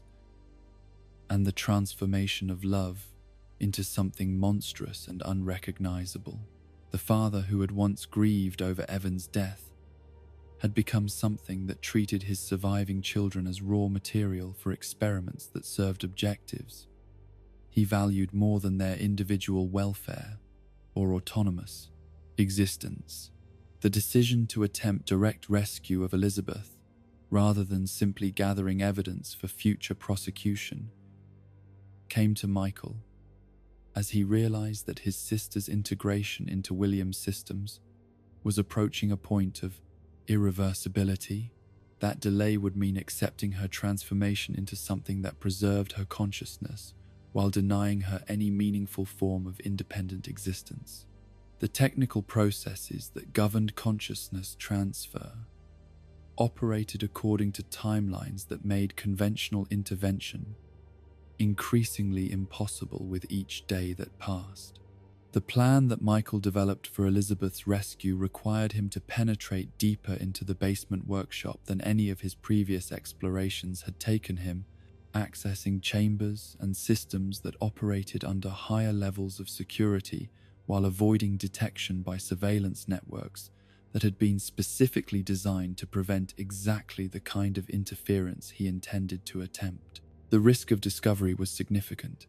carrying consequences that would extend far beyond personal punishment, to encompass threats to anyone who had provided assistance or support for his activities.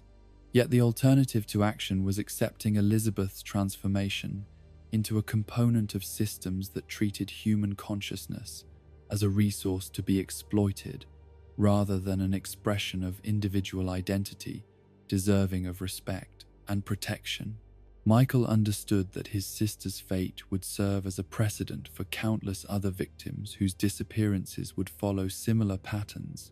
their consciousness preserved within mechanical constructs, while their individual will was subsumed into collective intelligences that served objectives they would never have chosen. The night that Michael selected for his rescue attempt was one when William's absence from the house coincided with operational conditions in the basement that suggested the consciousness transfer systems would be operating in automated modes that might provide opportunities for covert access to Elizabeth's location. The timing was critical, requiring precise coordination between multiple factors that had to align perfectly for the plan to have any chance of success. The descent into the basement complex revealed that the security systems had been upgraded since Michael's previous exploration. Electronic and mechanical barriers that operated according to principles that suggested William had become aware of unauthorized access and had taken steps to prevent future intrusions. The navigation of these enhanced defenses required skills and knowledge that pushed Michael's capabilities to their limits, while demanding absolute precision in execution and timing.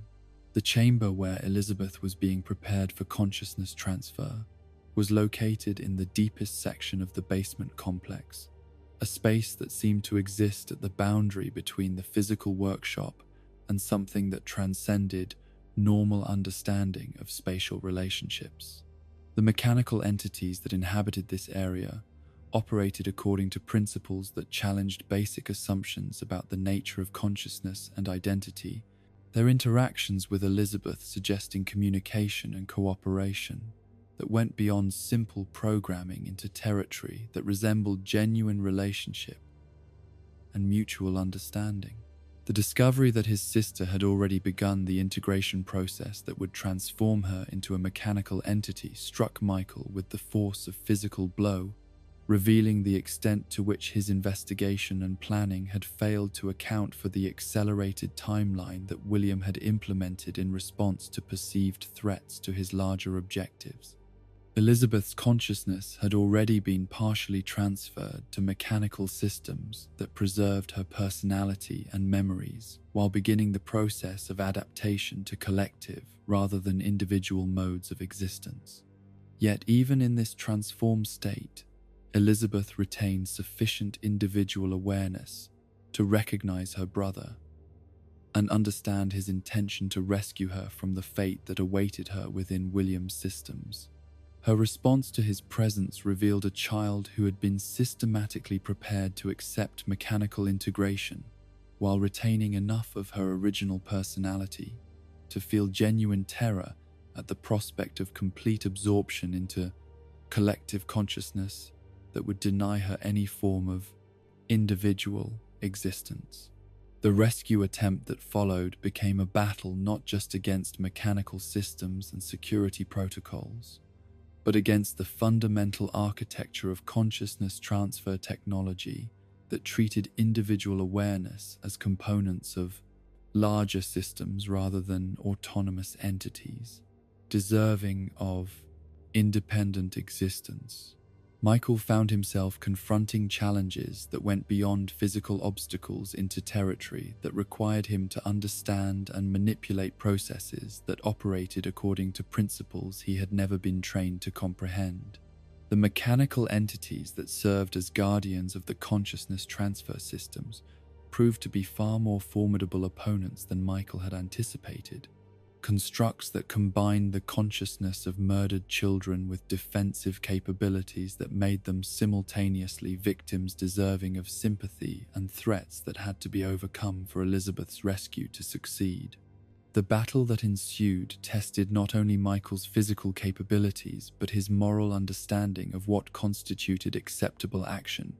when faced with enemies who were themselves victims of the same system he was trying to defeat. The extraction of Elizabeth from the mechanical systems that had begun her transformation required Michael to make choices that carried implications he was not prepared to fully comprehend, decisions about the nature of consciousness and identity that would have challenged philosophers and scientists with far more experience and knowledge than his desperate circumstances had provided him. The success of the rescue depended on his ability to preserve what remained of his sister's individual awareness, while severing the connections that bound her to collective intelligences that had already begun to claim her as their own. The escape from the basement complex with Elizabeth proved to be even more challenging than the initial penetration, as the removal of her consciousness from William's systems triggered security responses that transformed the entire underground facility into a maze of mechanical predators and defensive barriers designed to prevent exactly the kind of interference that Michael had attempted. The pursuit that followed tested every skill he had developed during his months of preparation, while requiring split-second decisions that determined whether his sister's rescue would succeed or fail catastrophically. Yet even as they fought their way toward the surface and the possibility of escape, Michael understood that the victory he had achieved was incomplete and temporary, that William's systems possessed capabilities for tracking and reclamation that would make permanent freedom nearly impossible to achieve through conventional means. The consciousness transfer technology that had begun Elizabeth's transformation remained capable of re-establishing connections that could restore her to collective control, regardless of physical distance or protective measures.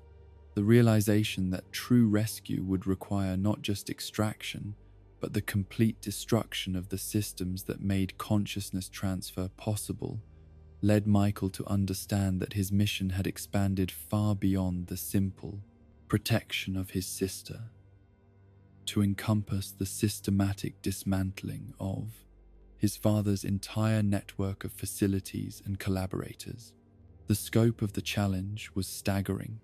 but the alternative was accepting Elizabeth's eventual recapture and the continued suffering of countless other victims whose consciousness had been trapped within mechanical systems that served objectives they would never have chosen. As Michael emerged from the basement complex with Elizabeth, carrying her transformed but still recognizably human form toward whatever uncertain future awaited them beyond the boundaries of the Afton household, he understood that his journey toward redemption had taken a crucial step forward, while simultaneously revealing challenges that would test every aspect of his character and capability in the battles yet to come. The rescue of Elizabeth from the mechanical horrors of William's basement workshop marked both a victory and the beginning of a far more complex and dangerous phase of Michael's journey toward redemption, as he discovered that extracting his sister from the consciousness transfer systems had created new challenges that went far beyond the simple logistics of physical escape. The partial integration that Elizabeth had already undergone left her in a state that existed between human and mechanical consciousness, her awareness preserved, but fundamentally altered by exposure to collective intelligences that continued to exert influence over her thoughts and behaviors, even after the physical connections had been severed. The safe house that Michael had prepared for their refuge was located in a remote area outside Hurricane, an abandoned farmhouse that Henry Emily had helped him secure through intermediaries who could be trusted to maintain the secrecy necessary to protect Elizabeth from recapture, while providing the resources needed to understand and potentially reverse the effects of her partial transformation. The isolation was essential not just for security, but for the careful observation and treatment that her condition required. Processes that demanded both privacy and access to specialized equipment that could monitor and potentially manipulate the hybrid systems that now constituted her consciousness. Elizabeth's behavior in the days following her rescue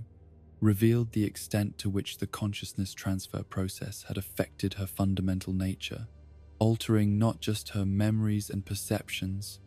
but her basic understanding of relationships and identity in ways that made normal human interaction increasingly difficult and sometimes impossible. She would speak in voices that belonged to other individuals whose consciousness had been integrated into the collective systems, displaying knowledge and perspectives that she had never possessed while losing access to memories and experiences that had once defined her individual personality. The mechanical aspects of her hybrid consciousness manifested in ways that were both fascinating and deeply disturbing, revealing capabilities that transcended normal human limitations,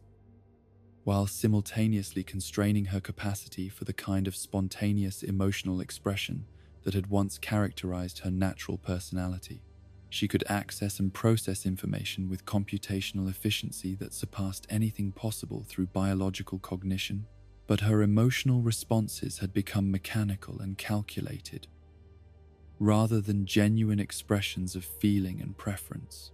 Michael's attempts to help Elizabeth readjust to individual rather than collective modes of consciousness required him to develop understanding of psychological and technological principles that went far beyond anything his previous experience had provided, forcing him to become simultaneously caregiver, researcher, and protector for someone whose needs transcended normal categories of human assistance. The hybrid nature of her consciousness meant that conventional approaches to trauma recovery were inadequate to address challenges that involve the integration of artificial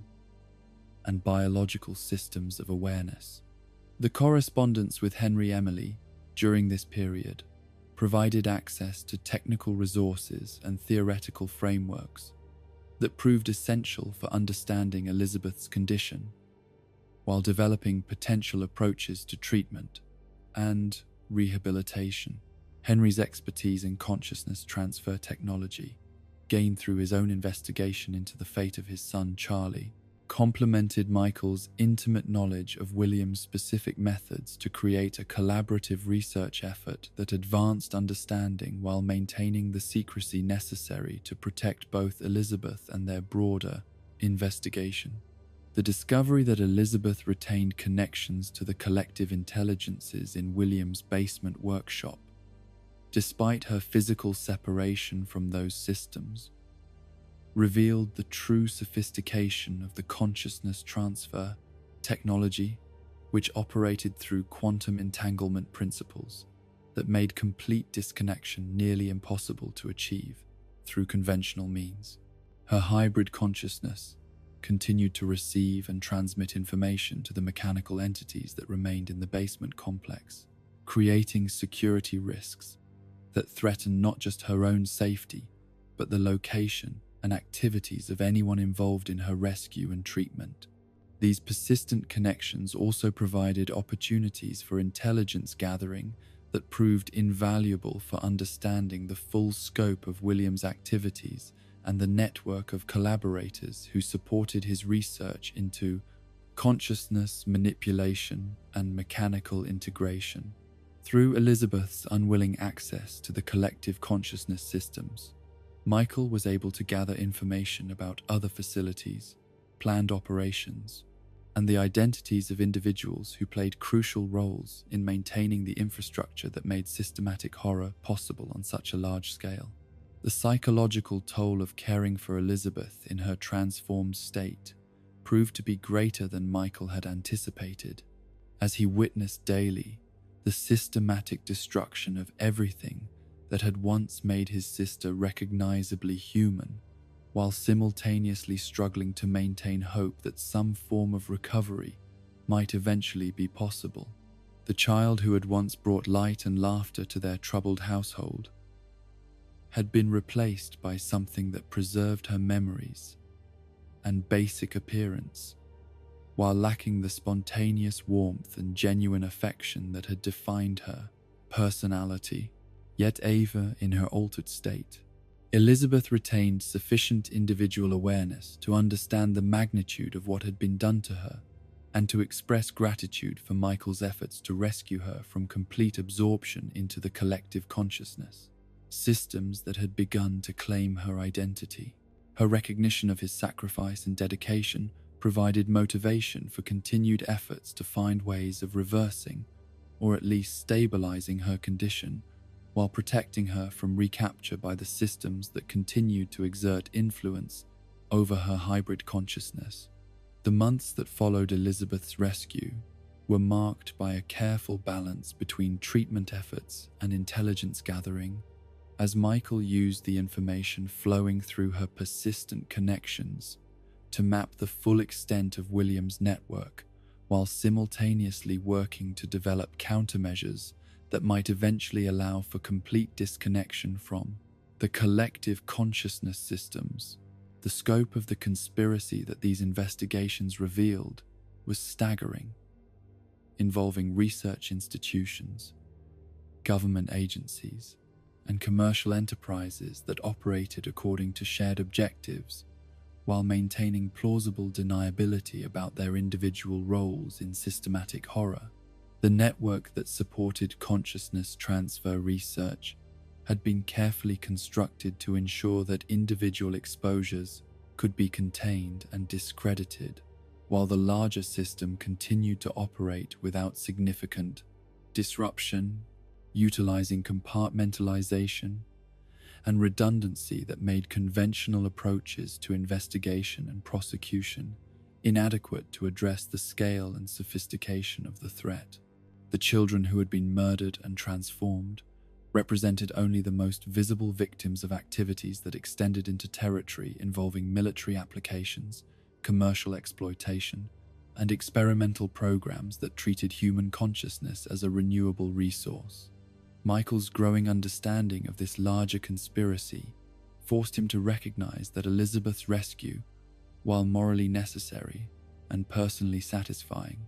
represented only a minor disruption to systems that possessed sufficient resources and redundancy to continue operating despite individual losses. The true scope of the challenge extended far beyond anything that could be addressed through the efforts of one person or even a small group of dedicated investigators,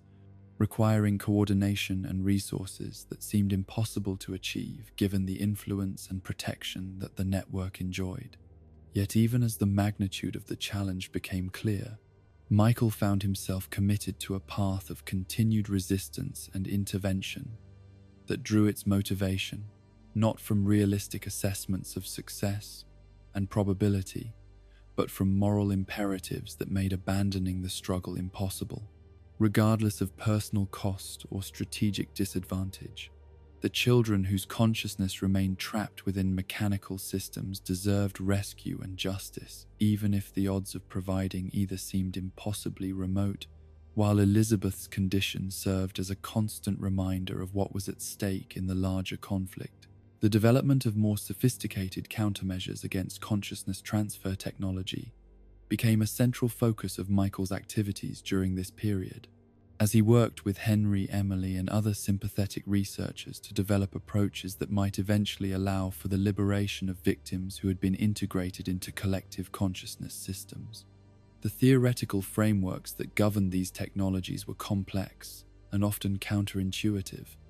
requiring interdisciplinary expertise that combined quantum physics, neuroscience, and computer science in ways that challenged conventional understanding of consciousness and identity. The experimental work that these efforts required created ethical dilemmas that tested Michael's moral understanding and commitment to principles that sometimes conflicted with practical necessities. As effective countermeasures development demanded research approaches that resembled the very activities he was trying to combat and prevent. The line between justified investigation and systematic exploitation proved to be far thinner than his previous experience had suggested, requiring constant vigilance to ensure that resistance efforts did not become indistinguishable from the atrocities they were intended to address. Elizabeth's role as both subject and collaborator in these research efforts created additional complexity,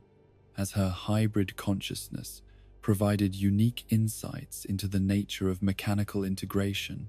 while simultaneously making her vulnerable to manipulation and exploitation that could easily cross boundaries between voluntary cooperation and systematic abuse. Her consent to experimental procedures was compromised by the mechanical aspects of her consciousness that operated according to programmed parameters rather than genuine choice, while her human awareness retained sufficient capacity for suffering to make any research ethically problematic. The breakthrough that eventually led to partial success in Elizabeth's treatment came through an unexpected discovery about the quantum entanglement principles that governed consciousness transfer technology, revealing vulnerabilities in the systems that could be exploited to create interference patterns that disrupted collective consciousness integration while preserving individual awareness. The application of these techniques required precise timing and coordination that pushed available technology to its limits, while carrying risks that could easily result in complete consciousness destruction rather than liberation. The first successful test of these countermeasures produced results that exceeded Michael's most optimistic expectations, while simultaneously revealing the true cost of consciousness transfer technology in terms of human suffering, systematic violation of individual autonomy. Elizabeth's partial disconnection from the collective consciousness systems restored aspects of her original personality, while leaving her with traumatic memories of experiences that no child should ever have endured, awareness of systematic horror that challenged her capacity for continued existence within normal reality. The liberation process revealed that her consciousness had been systematically violated in ways that went far beyond simple integration into collective systems.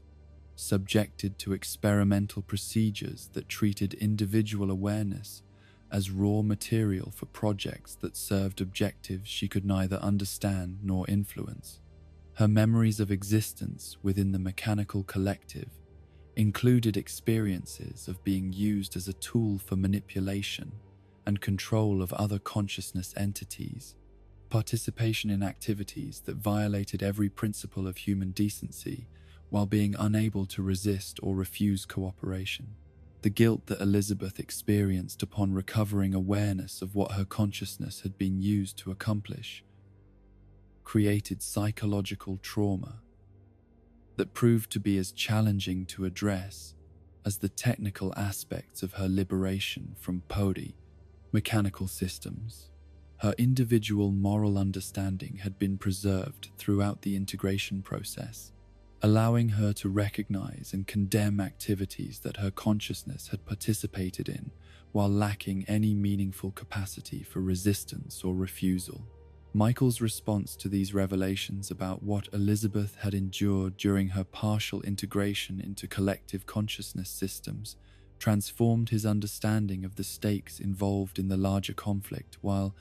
strengthening his commitment to comprehensive dismantling of the network that made such systematic horror possible. The rescue of his sister had provided crucial insights into the nature of the threat,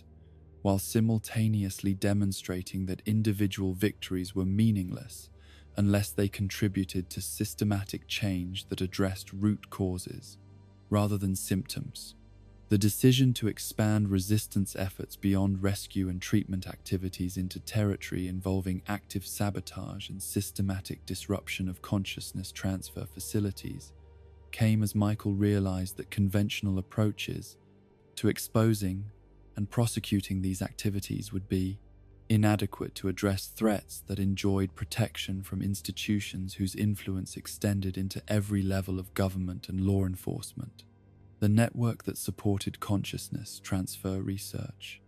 possessed resources and connections that made legal challenges futile while ensuring that individual exposures could be contained and discredited. The transition from rescue operations to active resistance required Michael to develop capabilities in sabotage and systematic disruption that went far beyond anything his previous experience had provided, skills that demanded both technical expertise and moral flexibility that challenged his understanding of acceptable methods for achieving necessary objectives. The facilities that conducted consciousness transfer research were protected by security systems that treated any unauthorized access as an act of war, while the consequences of discovery extended far beyond personal punishment to encompass threats to anyone who had provided assistance or support.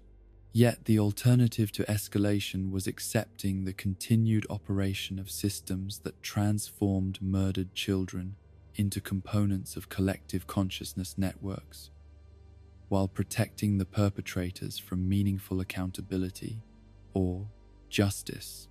Elizabeth's condition served as a constant reminder of what was at stake in the larger conflict, while her partial recovery provided hope that other victims might eventually be liberated from mechanical systems that preserved their consciousness while denying them any form of individual autonomy. The first successful sabotage operation targeted a subsidiary facility that conducted preliminary research into consciousness transfer applications, utilizing intelligence gathered through Elizabeth's persistent connections to identify vulnerabilities in security systems, while avoiding detection by surveillance networks that monitored for exactly the kind of interference that Michael intended to conduct. The destruction of research data and specialized equipment represented a significant setback for the larger network, while demonstrating that resistance efforts could achieve meaningful results despite resource disadvantages. The success of this initial operation provided both satisfaction and sobering awareness of the scope of the challenge that remained, as intelligence gathered during the sabotage revealed the existence of dozens of similar facilities that operated according to shared protocols, while maintaining sufficient independence to ensure that individual losses would not compromise the larger network. The systematic horror that Elizabeth had experienced was being replicated on a massive scale, involving hundreds or possibly thousands of victims whose consciousness had been preserved within mechanical systems, while their individual autonomy was sacrificed to serve collective objectives. As Michael contemplated the magnitude of the task that lay ahead, he understood that his journey toward redemption had evolved from personal guilt over individual tragedy into something approaching a crusade against systematic evil that challenged the fundamental nature of human consciousness and individual identity. The boy who had once tormented his younger brother with cruel pranks had become someone whose understanding of moral responsibility extended to encompass obligations that transcended personal relationships, to include duties toward victims he had never met and might never be able to rescue. The path forward was clear, even if the ultimate outcome remained uncertain, requiring continued resistance efforts that balanced practical effectiveness with moral principles, while protecting the victims who had already been liberated from recapture and further exploitation. Elizabeth's recovery provided both inspiration and sobering reminder of the price that such efforts extracted from everyone involved, while the broader conflict continued to escalate toward confrontations that would test every aspect of Michael's character and capability. The success of Michael's initial sabotage operations against consciousness transfer facilities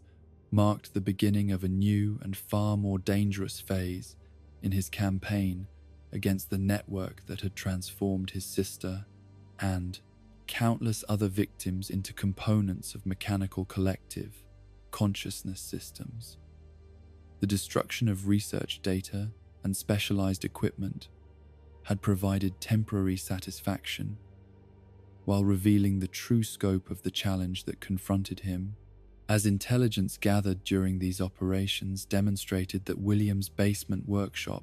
represented only one node in a vast conspiracy that operated across multiple continents and involved resources that dwarfed anything Michael had previously imagined. The escalation from rescue operations to systematic sabotage required Michael to develop capabilities that went far beyond anything his previous experience had provided, forcing him to become simultaneously strategist, technician, and warrior in a conflict that operated according to rules he was still learning to understand. The facilities that conducted consciousness transfer research were protected by security systems that treated unauthorized access as acts of war, while the consequences of discovery extended beyond personal punishment to encompass threats against anyone who had provided assistance or support for resistance activities. Elizabeth's condition during this period continued to fluctuate between periods of relative stability and episodes of severe disturbance, as her hybrid consciousness struggled to maintain coherent individual identity while resisting the pull of collective systems that continue to exert influence through quantum entanglement connections that proved nearly impossible to sever completely. Her partial recovery had restored enough of her original personality to make normal conversation possible, but the mechanical aspects of her awareness created unpredictable disruptions that reminded Michael daily of what was at stake in the larger conflict. The intelligence that flowed through Elizabeth's persistent connections to collective consciousness systems provided crucial information about network operations and planned expansions, revealing that the systematic horror she had experienced was being scaled up to encompass applications that went far beyond individual victim exploitation into territory involving military operations,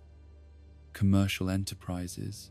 and experimental programs that treated human consciousness as a strategic resource.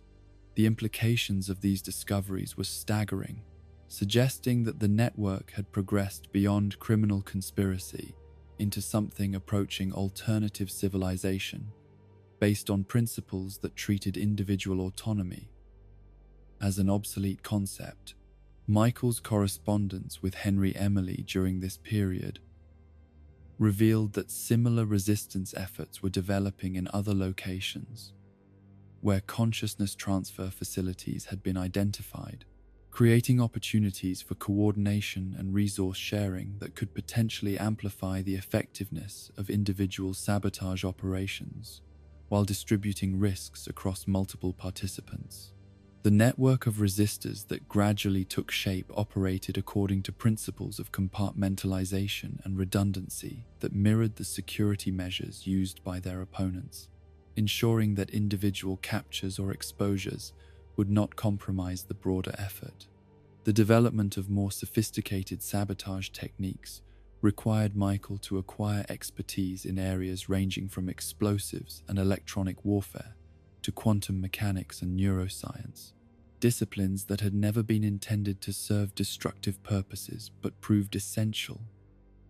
for understanding and disrupting systems that operated according to principles that challenged conventional understanding of consciousness and identity. The learning curve was steep and often dangerous, as mistakes in application could easily result in catastrophic failures that destroyed not just equipment, but the consciousness entities that the systems were designed to preserve and manipulate. The moral complexity of destroying facilities that contained the consciousness of murder victims created ethical dilemmas that tested Michael's commitment to principles that sometimes conflicted with practical necessities, as effective sabotage often required accepting the destruction of awareness that deserved rescue rather than elimination. The children whose consciousness had been integrated into collective systems were simultaneously victims deserving of liberation and components of networks that had to be dismantled to prevent continued exploitation of additional victims. The first major facility that Michael targeted for comprehensive destruction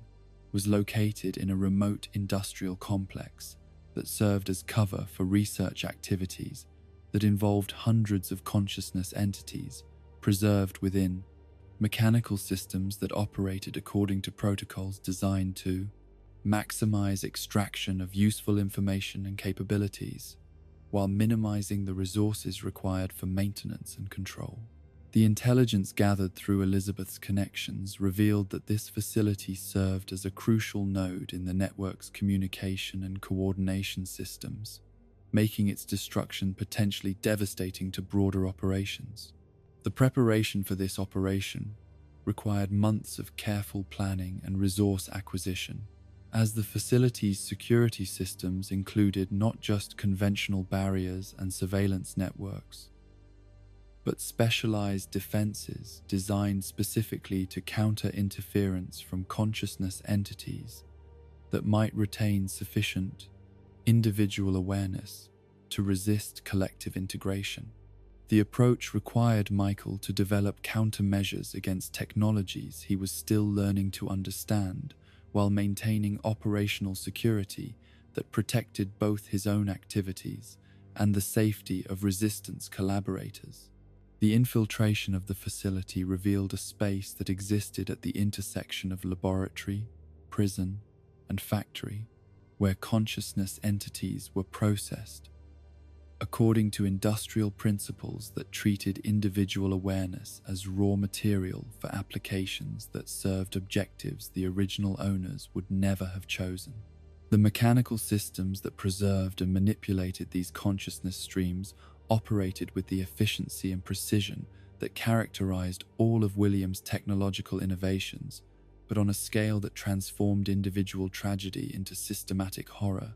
The consciousness entities that inhabited the facility's collective systems included not just recent victims but awareness streams that had been preserved and manipulated for decades. Their individual personalities gradually eroded through systematic exploitation that treated memory and emotion as resources to be extracted and utilized, rather than fundamental aspects of identity deserving of respect and protection. The accumulated suffering contained within these systems challenged Michael's capacity for emotional stability, while strengthening his resolve to ensure that such facilities could never operate again. The destruction of the facility required Michael to make choices about which consciousness entities could be saved and which would have to be sacrificed to prevent continued operation of systems that exploited hundreds of additional victims, decisions that carried moral weight far beyond anything his previous experience had prepared him to bear. The technical challenges of selective preservation versus comprehensive destruction pushed available countermeasures to their limits, while creating time pressures that made careful consideration of individual cases impossible. The explosion that ultimately consumed the facility eliminated decades of research, while freeing consciousness entities whose awareness had been trapped within mechanical systems for years or even decades. Though the liberation came at the cost of complete destruction rather than the kind of careful rehabilitation that Elizabeth had received. The consciousness streams that escaped during the facility's destruction dispersed according to quantum principles that made their ultimate fate unknowable, though Michael chose to believe that any form of liberation was preferable to continued exploitation within collective systems. The success of this major sabotage operation produced results that exceeded expectations, while simultaneously triggering security responses from the network that made future operations far more challenging and dangerous. The destruction of a crucial communication node had disrupted coordination between facilities while eliminating capabilities that had taken decades to develop, but the retaliation that followed demonstrated resources and reach that extended far beyond anything Michael had previously encountered. The hunt that ensued forced Michael and Elizabeth to abandon their safe house and adopt more sophisticated concealment strategies that required constant movement and careful attention to security protocols that grew more complex as the Plex network deployed increasingly sophisticated tracking and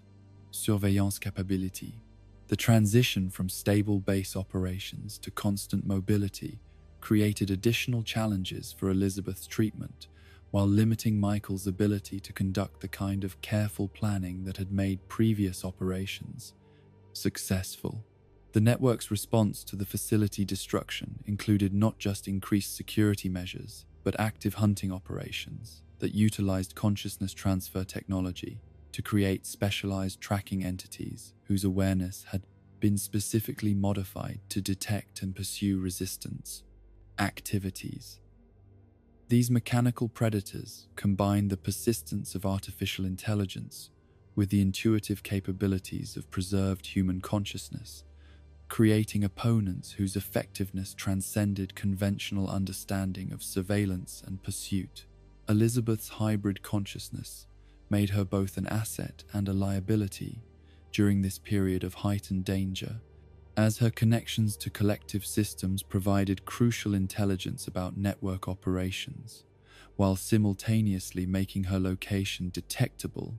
by tracking entities that could follow quantum entanglement signatures across virtually unlimited distances. The countermeasures that Michael developed to mask these connections required constant adjustment and refinement as network defenses evolved to counter resistance techniques. The realization that individual sabotage operations, no matter how successful, were inadequate to address the scale and resources of the network forced Michael to contemplate approaches that would require coordination with other resistance groups and the development of strategies that could achieve systematic disruption rather than isolated victories. The scope of the challenge had expanded beyond anything that individual efforts could address, requiring organizational capabilities and resources that seemed impossible to achieve, given the security constraints under which resistance activities had to operate. Yet even as the magnitude of the task became clear, Michael found himself committed to continued escalation rather than acceptance of partial success, driven by moral imperatives that made abandoning the struggle impossible, regardless of personal cost or strategic disadvantage. Elizabeth's condition served as a constant reminder of what was at stake in the larger conflict. While the consciousness entities he had encountered in destroyed facilities provided evidence of suffering that demanded continued intervention, regardless of odds or consequences. The decision to attempt coordination with other resistance groups required Michael to expand his operational approach beyond the careful compartmentalization that had protected previous activities, creating communication channels and trust relationships that increased vulnerability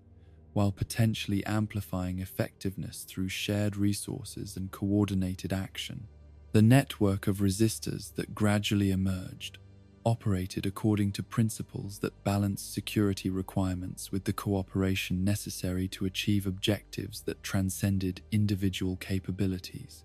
The first coordinated operation that resulted from these expanded collaboration efforts targeted multiple facilities simultaneously,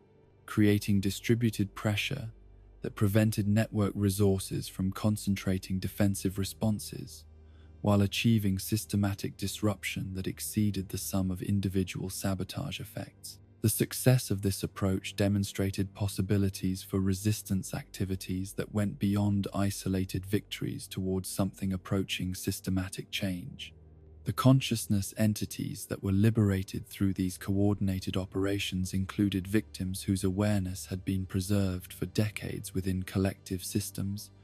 their individual personalities sustained through suffering that provided motivation for continued resistance, while serving as evidence of the network's systematic violation of human autonomy and dignity. The testimonies of these liberated consciousness streams revealed the full scope of applications that consciousness transfer technology had enabled, extending far beyond individual exploitation into territory involving commercial applications and military operations that treated human awareness as a renewable strategic resource. The intelligence gathered through these liberation operations provided comprehensive mapping of the network's structure and capabilities, while revealing vulnerabilities that could be exploited to achieve even greater disruption through targeted attacks on crucial infrastructure and coordination systems. The scope of the conspiracy that these investigations revealed included government agencies, research institutions, and commercial enterprises that operated according to shared objectives while maintaining plausible deniability about individual roles in systematic horror. Michael's role within the expanding resistance network evolved from individual saboteur to strategic coordinator, whose understanding of consciousness, transfer technology, and network operations made him invaluable for planning operations that required both technical expertise and moral clarity about objectives that transcended conventional categories of criminal justice and humanitarian intervention. The responsibilities that accompanied this leadership position carried weight that challenged his capacity for decision-making, while providing opportunities to influence resistance activities on a scale that could potentially achieve meaningful, systematic change. The final phase of coordinated resistance operations focused on comprehensive dismantling of the network's core infrastructure through simultaneous attacks on facilities that served crucial functions in maintaining collective consciousness, systems, and coordinating exploitation activities across multiple locations and applications. The planning for these operations required months of careful preparation while operating under security constraints that made communication and coordination extraordinarily challenging and dangerous. The success of these final operations exceeded even optimistic projections, while exacting costs that tested every participant's commitment to principles that prioritized systematic change over individual survival and conventional approaches to victory and defeat. Michael's understanding of what constituted acceptable sacrifice had evolved through his journey from guilt-ridden teenager to resistance leader, but the final confrontation with network capabilities required choices that pushed moral understanding beyond anything his previous experience had provided. As the dust settled from operations that had fundamentally disrupted the network's ability to conduct consciousness, transfer research, and exploitation, Michael found himself contemplating a future that seemed both hopeful and uncertain, marked by partial victory against systematic evil, while carrying knowledge of capabilities and intentions that could potentially re-emerge under different circumstances and leadership. The journey toward redemption had achieved crucial objectives, while revealing challenges that would require continued vigilance and commitment to principles that transcended individual guilt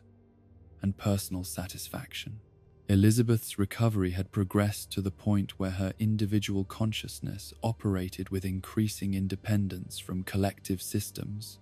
though the hybrid nature of her awareness would always carry reminders of what she had endured and what remained possible if resistance efforts failed to maintain pressure against forces that treated human consciousness as a resource to be exploited rather than an expression of individual identity, deserving of respect and protection. The coordinated resistance operations that had achieved such devastating success against the consciousness transfer network left Michael standing at the crossroads of victory and uncertainty, his mission accomplished in ways that exceeded his most optimistic projections, while simultaneously revealing the true cost of systematic warfare against forces that operated beyond conventional understanding of conflict and resolution. The facilities that had once processed human consciousness, like industrial raw material, lay in ruins, their specialized equipment destroyed, and their research data eliminated. Yet the knowledge that had made such horrors possible remained embedded in minds that could not be so easily erased or reformed. Elizabeth's recovery had progressed to the point where her individual consciousness operated with increasing stability and independence from the collective systems that had once threatened to absorb her entirely, though the hybrid nature of her awareness would forever carry traces of the mechanical precision and collective perspective that had been imposed upon her during those terrible months of partial integration. She retained capabilities that transcended normal human limitations, while struggling to reconnect with emotional responses and social instincts that had been systematically suppressed during her transformation into a component of William's larger project. The safe house, where Michael had established their new base of operations, was located in a remote mountain valley, far from any population center that might attract the attention of network remnants or government agencies seeking to understand what had happened to facilities that had simply vanished, without explanation or trace. The isolation was necessary, not just for security, but for the careful rehabilitation that Elizabeth's condition required,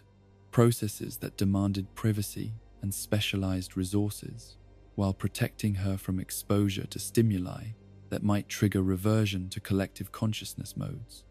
Michael's role as both protector and researcher during this period required him to develop expertise in therapeutic approaches that had never been documented or tested, as Elizabeth's condition represented a unique intersection of human psychology and artificial consciousness that challenged every conventional understanding of identity and recovery. The techniques that proved effective combined elements of trauma therapy with technological interventions that addressed the mechanical aspects of her hybrid awareness, creating treatment protocols that existed at the boundary between medicine and engineering. The months that followed their withdrawal from active resistance operations were marked by a gradual recognition that the victory they had achieved was both complete and incomplete, systematic enough to prevent immediate resumption of consciousness transfer activities, while limited enough to leave fundamental questions about human nature and technological possibility unresolved. The network's infrastructure had been destroyed, but the scientific principles that had made such infrastructure possible remained available to anyone with sufficient resources and motivation to rebuild what had been lost. Elizabeth's memories of her time within collective consciousness systems provided ongoing intelligence about network operations and objectives that continued to inform Michael's understanding of threats that might eventually re-emerge under different leadership or in different forms. Her hybrid awareness retained access to information streams that had been embedded within the quantum entanglement connections that linked consciousness transfer systems across multiple facilities,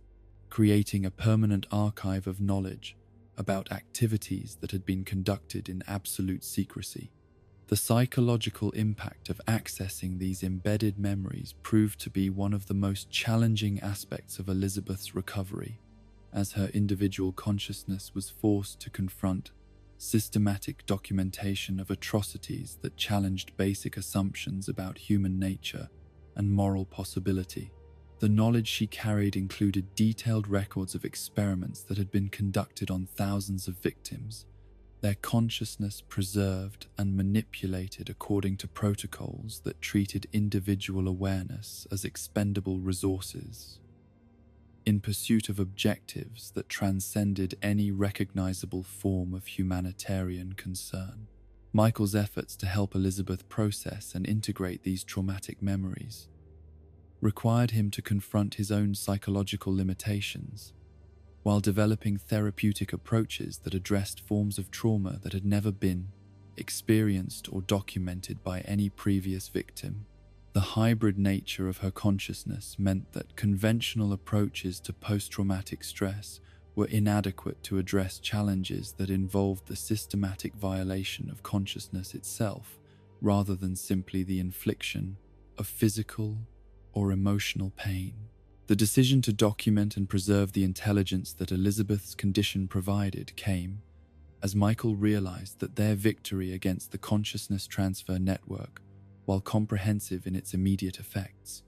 represented only a temporary interruption of research activities that could potentially resume under different auspices and with different methodologies. The scientific principles that had made consciousness transfer possible were too valuable and too powerful to remain permanently suppressed, creating long-term threats that would require continued vigilance and intervention. The archive that Michael began to construct during this period combined Elizabeth's embedded memories with intelligence gathered during resistance operations and documentation recovered from destroyed facilities, creating a comprehensive record of consciousness transfer research that could serve both as historical testimony and as early warning system for future activities that might attempt to resume such research. The preservation of this information required security measures that balanced accessibility for legitimate researchers with protection against exploitation by individuals or organizations that might seek to rebuild the capabilities that had been destroyed.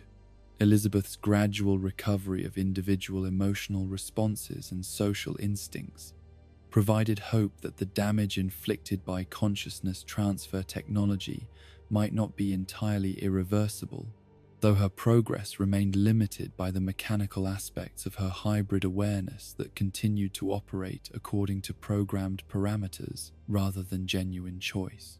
The integration of artificial and biological consciousness systems had created capabilities that transcended normal human limitations, while simultaneously constraining her capacity for the kind of spontaneous emotional expression that had once characterized her natural personality. The therapeutic techniques that proved most effective in addressing these constraints combined traditional approaches to trauma recovery with experimental interventions that addressed the technological aspects of her condition, directly utilizing countermeasures that had been developed during resistance operations. to disrupt the mechanical programming that limited her emotional range and social responsiveness. The success of these treatments provided insights into consciousness transfer technology that could potentially be used to help other victims whose awareness had been preserved within mechanical systems. Michael's correspondence with other resistance members during this period revealed that similar recovery efforts were being conducted in other locations where consciousness entities had been liberated from collective systems, creating opportunities for collaboration and resource sharing that could improve treatment outcomes while advancing understanding of consciousness transfer effects and potential remedies. The network of researchers and therapists that gradually emerged operated according to principles that prioritized victim welfare while maintaining the security necessary to protect ongoing activities from interference or exploitation. The discovery that some liberated consciousness entities retained capabilities that could be used to detect and track consciousness transfer activities provided opportunities for continued monitoring of potential network reconstruction efforts while creating ethical dilemmas about the use of victim consciousness as surveillance tools. The children whose awareness had been preserved and manipulated retained sensitivities to quantum entanglement signatures that made them invaluable for early warning purposes, while simultaneously exposing them to continued trauma through contact with the very systems that had exploited them. Michael's growing understanding of these ethical complexities forced him to confront questions about the acceptable limits of resistance activities and the proper balance between effective prevention of future atrocities and respect for victim autonomy and recovery needs. The utilitarian calculus that had justified systematic sabotage operations became more complicated when applied to decisions that involved the continued exploitation of liberated consciousness entities for purposes they might not choose if given genuine alternatives. The development of protocols for victim consent and participation in ongoing resistance activities became a crucial focus during this period, as Michael worked to establish frameworks that protected individual autonomy while maintaining the capabilities necessary to prevent resumption of consciousness transfer research. The procedures that emerged from these efforts combined elements of informed consent with technological safeguards that ensured participation remained voluntary, while maximizing the effectiveness of surveillance and early warning systems. Elizabeth's role in these developments was both central and problematic, as her hybrid consciousness provided unique capabilities for detecting consciousness transfer activities while her recovery process made continued exposure to such systems potentially harmful to her psychological stability and individual development. The decisions about her participation in ongoing monitoring activities required careful balance between practical necessity and therapeutic considerations that sometimes pointed in opposite directions. The first evidence that consciousness transfer research might be resuming under different auspices came through intelligence gathered by liberated consciousness entities who retained sensitivity to quantum entanglement signatures associated with consciousness, preservation, and manipulation activities. The signals they detected suggested that individual researchers who had survived the destruction of network facilities were attempting to reconstruct capabilities using knowledge and resources that had been preserved despite the comprehensive nature of resistance operations. Michael's response to these developments required him to evaluate whether resumed resistance activities would be justified by the threat level indicated by early intelligence, while considering the impact that such activities might have on recovery efforts and the psychological welfare of liberated consciousness entities whose cooperation was essential for monitoring and intervention capabilities. The decision to investigate potential threats more thoroughly proved to be both necessary and costly, as it required exposure of vulnerable individuals to systems that had previously exploited them. The investigation that followed revealed that consciousness transfer research was indeed being resumed by individuals and organizations that had maintained connections to the original network, while avoiding direct involvement in activities that had been targeted during resistance operations. The new research efforts utilized modified approaches and improved security measures that incorporated lessons learned from the systematic destruction that had eliminated previous facilities and capabilities.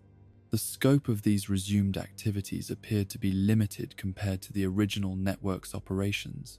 but the intelligence gathered through monitoring efforts suggested that current projects were focused on developing more sophisticated and harder to detect methods for consciousness, preservation, and manipulation that could potentially lead to applications that exceeded anything that had been achieved by the original research programs.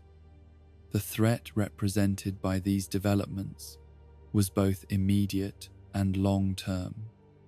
requiring responses that balanced current security with future prevention needs. Michael's decision to resume active resistance operations came reluctantly,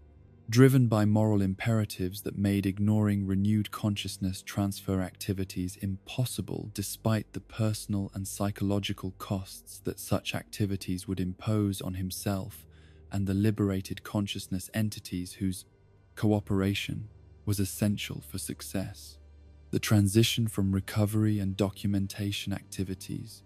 to renewed sabotage and intervention required careful preparation, while maintaining the security measures that protected ongoing therapeutic efforts. The resistance operations that followed utilized improved techniques and resources that had been developed through experience with the original network, while incorporating countermeasures designed to address the enhanced security measures that characterized the new research efforts. The scope of these operations remained limited compared to previous systematic campaigns, but their effectiveness was enhanced by intelligence capabilities and technical expertise that had been accumulated through years of direct confrontation with consciousness transfer technology. The success of these renewed resistance efforts confirmed that consciousness transfer research could be disrupted and prevented through appropriate intervention, while simultaneously demonstrating that such research would likely continue to re-emerge under different forms and leadership, as long as the underlying scientific principles remained available to individuals with sufficient resources and motivation. The long-term nature of the threat required sustained commitment to monitoring and intervention activities that would demand continued sacrifice from individuals whose personal recovery and welfare deserved priority consideration. Elizabeth's participation in these renewed activities proved to be both essential and problematic, as her unique capabilities made her invaluable for detecting and countering consciousness transfer systems, while her continued exposure to such systems created ongoing challenges for her psychological recovery and individual development. The decisions about her involvement required careful balance between operational effectiveness and personal welfare considerations that sometimes conflicted with practical necessities. The final phase of renewed resistance operations focused on comprehensive elimination of individuals and resources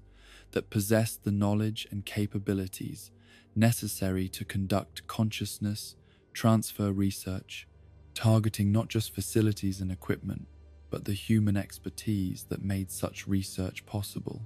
The ethical implications of these activities extended beyond conventional categories of justified intervention into territory that challenged fundamental assumptions about acceptable methods for preventing systematic atrocities. Michael's understanding of what constituted necessary action had evolved through his journey from guilt-ridden teenager to resistance leader, but the final confrontations with consciousness transfer research required choices that tested moral principles against practical necessities in ways that pushed ethical reasoning beyond established frameworks and conventional approaches to conflict resolution. The scope of the threat demanded responses that exceeded traditional limits, while the methods required for effectiveness challenged basic assumptions about human rights and individual autonomy. As the last of the consciousness transfer researchers were eliminated and their knowledge destroyed, Michael found himself contemplating a future that seemed both more secure and more uncertain than anything his previous experience had prepared him to understand. The immediate threat had been addressed through methods that ensured comprehensive prevention of research resumption while creating precedents that might justify similar actions under different circumstances and against different threats. Elizabeth's recovery had progressed to the point where her individual consciousness operated with sufficient independence to make meaningful choices about her future role in monitoring and prevention activities, though the hybrid nature of her awareness would always carry capabilities and vulnerabilities that set her apart from normal human experience and social integration. The success of her treatment provided hope that other victims of consciousness transfer technology might eventually achieve similar recovery, while serving as evidence that such technology's effects were not entirely irreversible. The archive of knowledge and intelligence that Michael had compiled during years of resistance activities would serve as both historical record and early warning system for future threats, though the responsibility for maintaining and protecting such information created ongoing obligations that would require careful management to prevent exploitation while ensuring availability for legitimate research and prevention purposes. The journey toward redemption that had begun with guilt over a cruel prank that had killed his younger brother had achieved objectives that Michael could never have imagined when he first recognized the scope of his father's crimes, and the network of systematic horror that had grown from individual tragedy. Yet the completion of this mission left him facing questions about purpose and identity that went beyond simple resolution of past guilt into territory involving ongoing responsibility for protecting consciousness itself from exploitation and violation. The years that followed the final elimination of consciousness transfer research capabilities passed like a slow exhalation of tension that had been held for so long that its release brought both relief and a strange sense of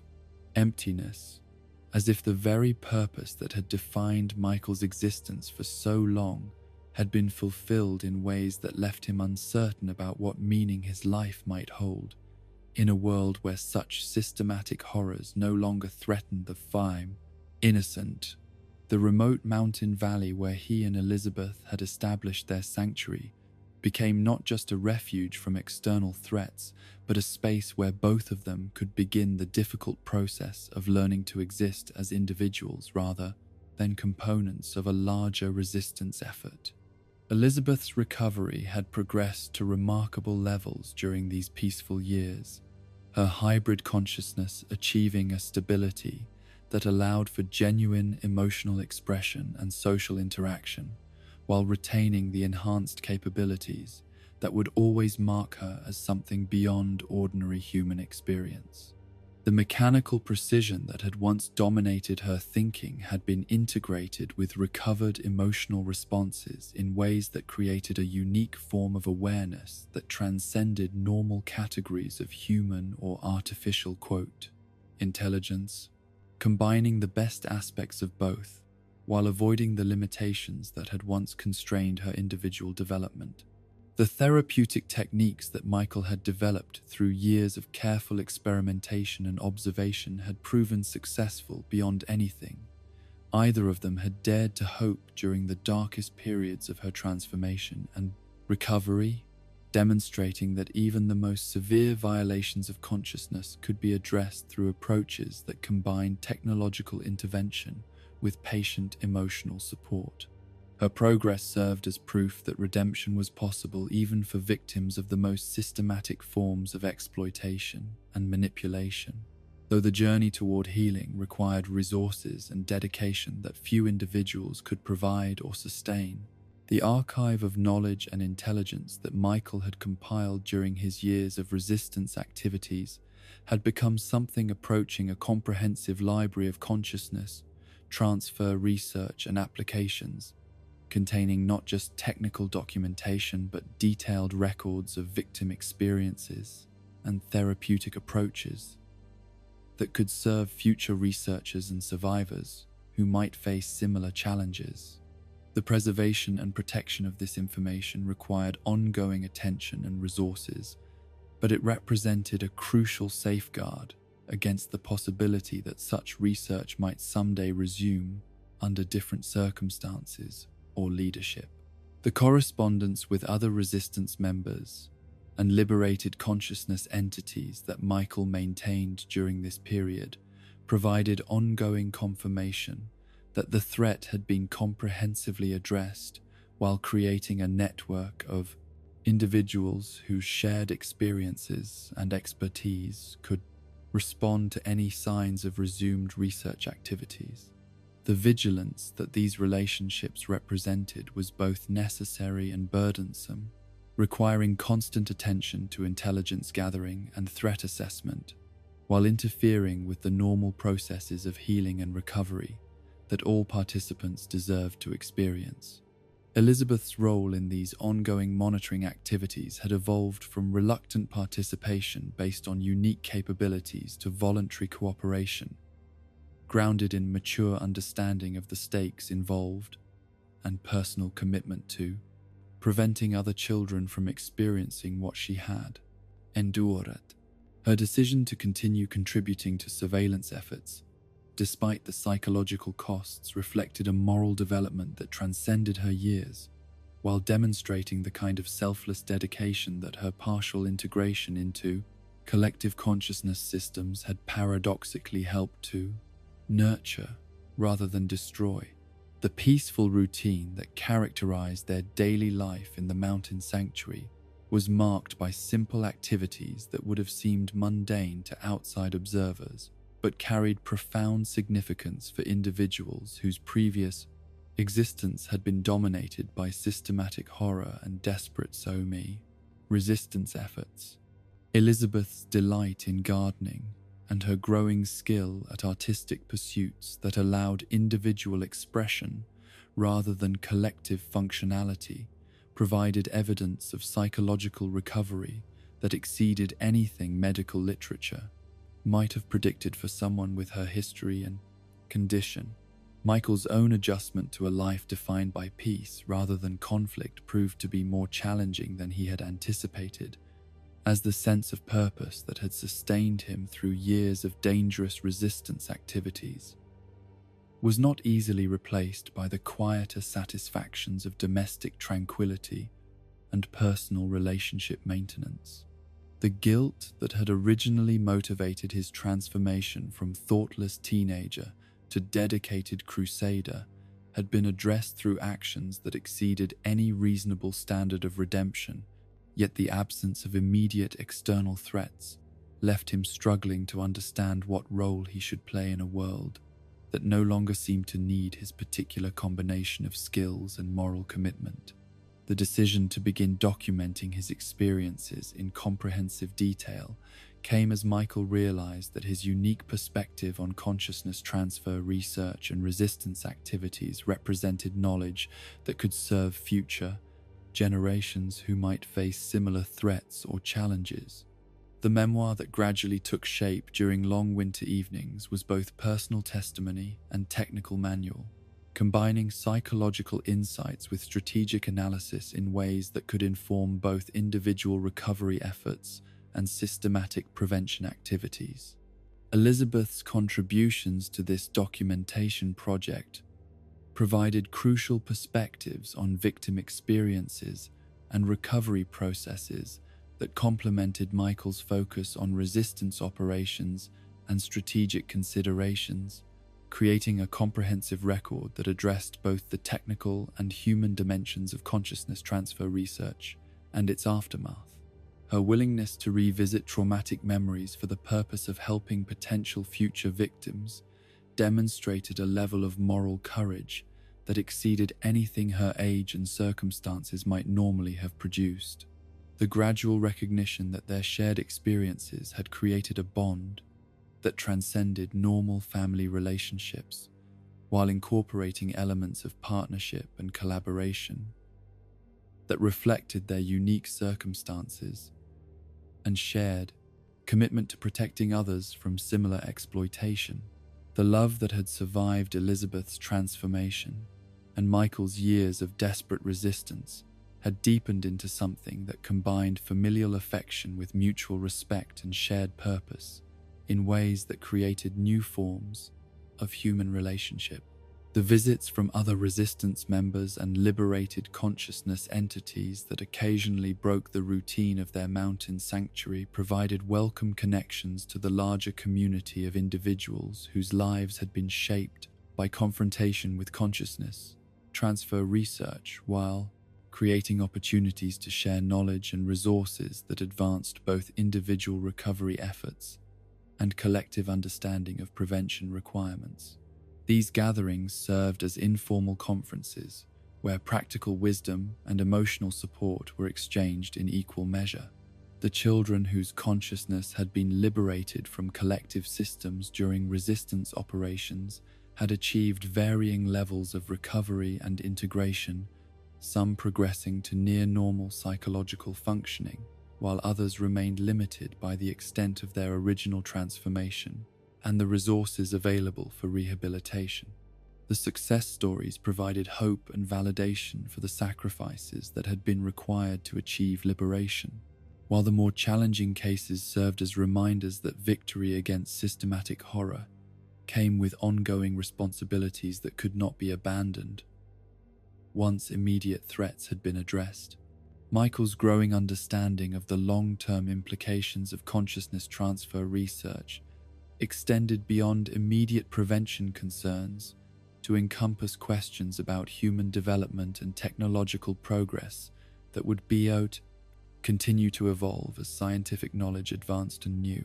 capabilities became available to researchers with various motivations and objectives.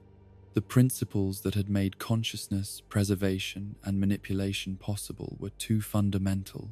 and too powerful to remain permanently suppressed, creating ongoing challenges that would require sustained vigilance and intervention capabilities. The educational initiatives that Michael began to develop during this period were designed to create awareness of consciousness transfer risks and prevention strategies among researchers, ethicists, and policymakers who might encounter related technologies in future contexts where the historical lessons of systematic exploitation had been forgotten or ignored. The curriculum that emerged from these efforts combined technical education with moral instruction in ways that addressed both the capabilities and limitations of consciousness manipulation technologies. Elizabeth's decision to participate in these educational efforts, despite the personal costs of repeatedly confronting her traumatic experiences, demonstrated a commitment to prevention that transcended individual recovery needs, while providing unique credibility for warnings about consciousness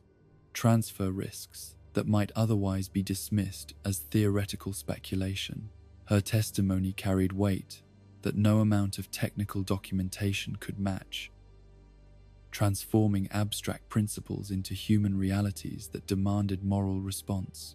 The recognition that their mountain sanctuary had become a destination for individuals seeking understanding of consciousness, transfer, research, and recovery techniques led to the gradual development of formal programs that could provide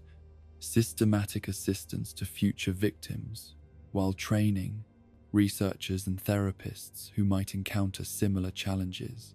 The institute that slowly took shape around their informal activities represented a permanent commitment to the principles that had guided resistance efforts while creating sustainable approaches to prevention and treatment. The funding and organizational support that these expanded activities required came from sources that had been established during resistance operations, networks of sympathetic individuals and institutions, whose resources had been mobilized for systematic intervention and remained available for ongoing prevention and recovery efforts. The transition from covert resistance to legitimate research and education required careful navigation of legal and ethical frameworks while maintaining security measures that protected sensitive information and vulnerable individuals. Elizabeth's role in the emerging institute evolved from reluctant participant to active leader, whose unique experiences and recovered capabilities made her invaluable for both research and therapeutic activities, while her personal investment in prevention outcomes provided moral authority that transcended her years and formal qualifications. Her transformation from victim to advocate demonstrated possibilities for recovery and growth that inspired both survivors and researchers, while setting standards for ethical practice that prioritized individual welfare over institutional objectives. The years passed peacefully in this mountain sanctuary that had become something approaching a pilgrimage destination for individuals whose lives had been touched by consciousness transfer research, or who sought to understand the implications of technologies that challenged basic assumptions about human identity and autonomous existence. Michael's journey from guilt-ridden teenager to resistance leader to educator and advocate had achieved a form of completion that exceeded anything he could have imagined during the darkest periods of systematic horror and baixa espada, desesperada intervención. Yet even as he found satisfaction in work that prevented future atrocities while helping victims achieve recovery and integration, Michael remained aware that the principles and capabilities that had made consciousness transfer research possible would continue to evolve and develop under different circumstances and leadership. The vigilance that had once focused on immediate threats now extended to broader questions about technological development and moral education that would influence how future generations approached questions about consciousness, identity, and the proper boundaries of scientific inquiry. Elizabeth's complete recovery and integration into normal social functioning while retaining enhanced capabilities that could serve prevention and education purposes represented a form of victory that transcended anything that conventional justice systems or therapeutic approaches might have achieved, demonstrating that even the most severe violations of human consciousness could be addressed through approaches that combine technological sophistication with patient moral commitment. Her success provided hope for other victims while setting standards for recovery that influenced both research and clinical practice. The institute that had grown around their activities had become a permanent fixture in the landscape of consciousness, research, and ethics, providing resources and expertise that served both academic inquiry and practical intervention, while maintaining the security measures necessary to protect sensitive information and vulnerable individuals.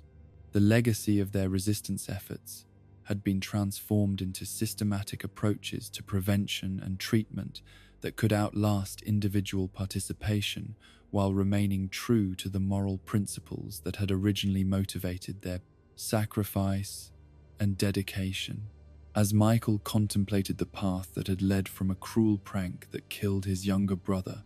to a life dedicated to protecting consciousness itself from exploitation and violation, he understood that redemption was not a destination, but a continuous process of choosing moral action over convenient indifference, courage over comfortable safety, and love over the fear that had once made him capable of such thoughtless cruelty. The boy who had tormented Evan with mechanical masks had become someone whose understanding of moral responsibility extended to encompass obligations that transcended personal relationships to include duties toward victims he had never met and might never encounter. Elizabeth's laughter, genuine and spontaneous in ways that had seemed impossible during her years of hybrid consciousness and systematic exploitation, served as daily reminder that healing was possible even from the most severe trauma, that love could survive transformation and transcend the boundaries between human and artificial consciousness, and that hope remained justified even in the face of systematic horror that challenged basic assumptions about human nature and moral possibility. The sunset that painted the mountain peaks surrounding their sanctuary in shades of gold and crimson marked the end of another peaceful day in lives that had been earned through sacrifice and dedication that few individuals would ever be called upon to provide, while the stars that emerged in the darkening sky represented possibilities for future growth and discovery that would remain available as long as moral courage and compassionate wisdom guided technological development and human progress toward objectives worthy of the consciousness that made such achievement possible. And so ends the long journey of Michael Afton, a soul who spent decades walking the thin line between the living and the dead, carrying burdens that were not entirely his own, yet accepting them as completely as if they were. His story reminds us that redemption is not a destination but a path walked step by step, night after night, until the darkness finally gives way to something approaching peace. In the quiet that follows his tale, we can almost hear the whisper of forgiveness, not just from those he helped to rest, but perhaps from the brother whose death had started it all. Michael's legacy is not the horror he witnessed or the pain he endured, but the simple truth that love can compel us to extraordinary acts of courage, even when that love comes wrapped in guilt and sorrow. Sleep now, knowing that even in our darkest moments, there remains the possibility of making things right. The night may be long, but morning always comes, and with it, the chance to choose differently than those who came before us. Rest in the peace that Michael Afton finally found, and let his story carry you gently into dreams where burdens can be set down and souls can finally, truly rest. And so ends the long journey of Michael Afton, a soul who spent decades walking the thin line between the living and the dead, carrying burdens that were not entirely his own, yet accepting them as completely as if they were. His story reminds us that redemption is not a destination but a path walked step by step, night after night, until the darkness finally gives way to something approaching peace. In the quiet that follows his tale, we can almost hear the whisper of forgiveness, not just from those he helped to rest, but perhaps from the brother whose death had started it all. Michael's legacy is not the horror he witnessed or the pain he endured, but the simple truth that love can compel us to extraordinary acts of courage, even when that love comes wrapped in guilt and sorrow. Sleep now, knowing that even in our darkest moments, there remains the possibility of making things right. The night may be long, but morning always comes, and with it, the chance to choose differently than those who came before us. Rest in the peace that Michael Afton finally found, and let his story carry you gently into dreams where burdens can be set down and souls can finally, truly rest.